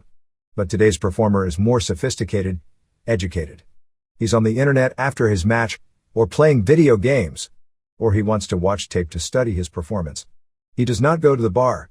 So few of our performers even drink, much less do drugs and other things that were once run-of-the-mill. This is not meant to label all wrestlers as drinkers or drug users because that is totally unfair to the ones who aren't, and many aren't, some of whom work in the WWF, but to say so few drink or hang out in bars was laughed at by almost everyone. The interview itself is entertaining and there is probably a basis in truth in a lot of what was said, but certainly it's embellished more and more as each page goes by. McMahon did say that maybe the company pushed angles too far with the Mark Henry transvestite deal, saying there was no reason to go there. He blamed the period when WCW was ahead on Ted paying his wrestlers up to 10 times what he was paying them. Hall and Nash jumped for $750,000 per year each. Hall was making about $300,000 and Nash, who was higher on the cards at the time, was making considerably more than that. Bret Hart went from $1.5 million to $2.5 million. Hennig, Rude, Davey Boy and Luger got raises, I'm sure, but 10 times? Hogan's deal was all incentive based on both sides. Broadcasting and cable ran a cover story on Linda McMahon. The backdrop of both stories is the XFL starting.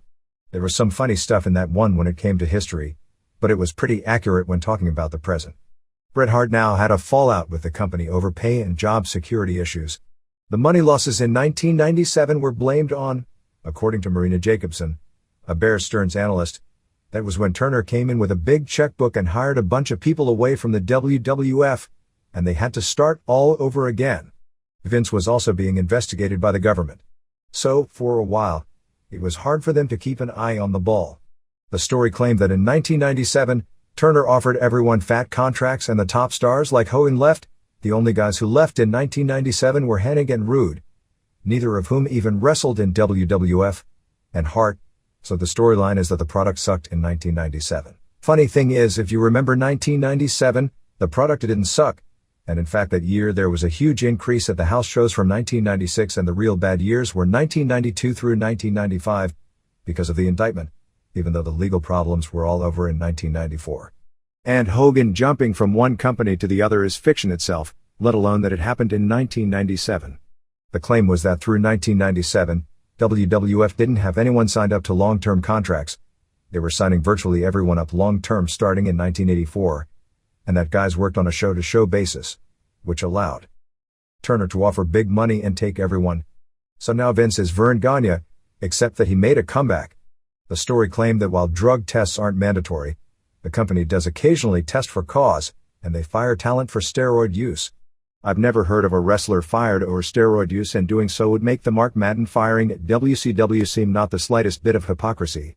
Linda noted the company has toyed with the idea of doing a WWF cable channel and called it a long-term goal, talked about the UPN Manhunt series and another series in development for MTV. Lisa Marie Varon, who was victorious of The Godfather's hose and is now in Memphis, is being trained to be an in-ring wrestler with the idea because she's taller than any of the women on the roster, that they can bring her in at some point as more of a physical size matchup for China. Abbott Laboratories, makers of Selsun Blue, have apparently pulled out of advertising on SmackDown, and Miles White, the CEO of the company, wrote a letter to L. Brent Bozell regarding the decision. Kevin Kelly is coming to Calgary on January 12 to scout Eric Fries, Gary Williams, and Ali. After house show declines in November and December, this past weekend in California must have given everyone a sigh of relief, as it has been a huge success. House show on January 6 at the Anaheim Pond drew 13,491, paying $460,645, which was just a few hundred shy of capacity, and January 7 in Sacramento drew a total sellout of 16,108, paying $518,145. January 8 Raw in San Jose drew a sellout 13,769, paying $471,813. Merchandise for the 3 dates was $337,851 or $7.79 per head. Anaheim's major bout saw Angle pin Austin after hitting him with the title belt to keep the title after interference from Edge and Christian. The lineup was switched to Angle vs. Austin only a few days ahead of time to give both men one last shot at working a singles match before their TV match. Austin stunned both Edge and Christian after the match and drank beer. Rock and Undertaker beat Kane and Rikishi when Rock pinned Rikishi after a rock bottom. Sacramento went with Austin and Rock and Undertaker over Kane and Rikishi and Angle on top when Austin pinned Angle after a stunner. They put them on before intermission so they could get out of the building easier and had the Edge and Christian vs. Dudley's vs. Hardy's three-way anchor the show. This is the Pro Wrestle Machine,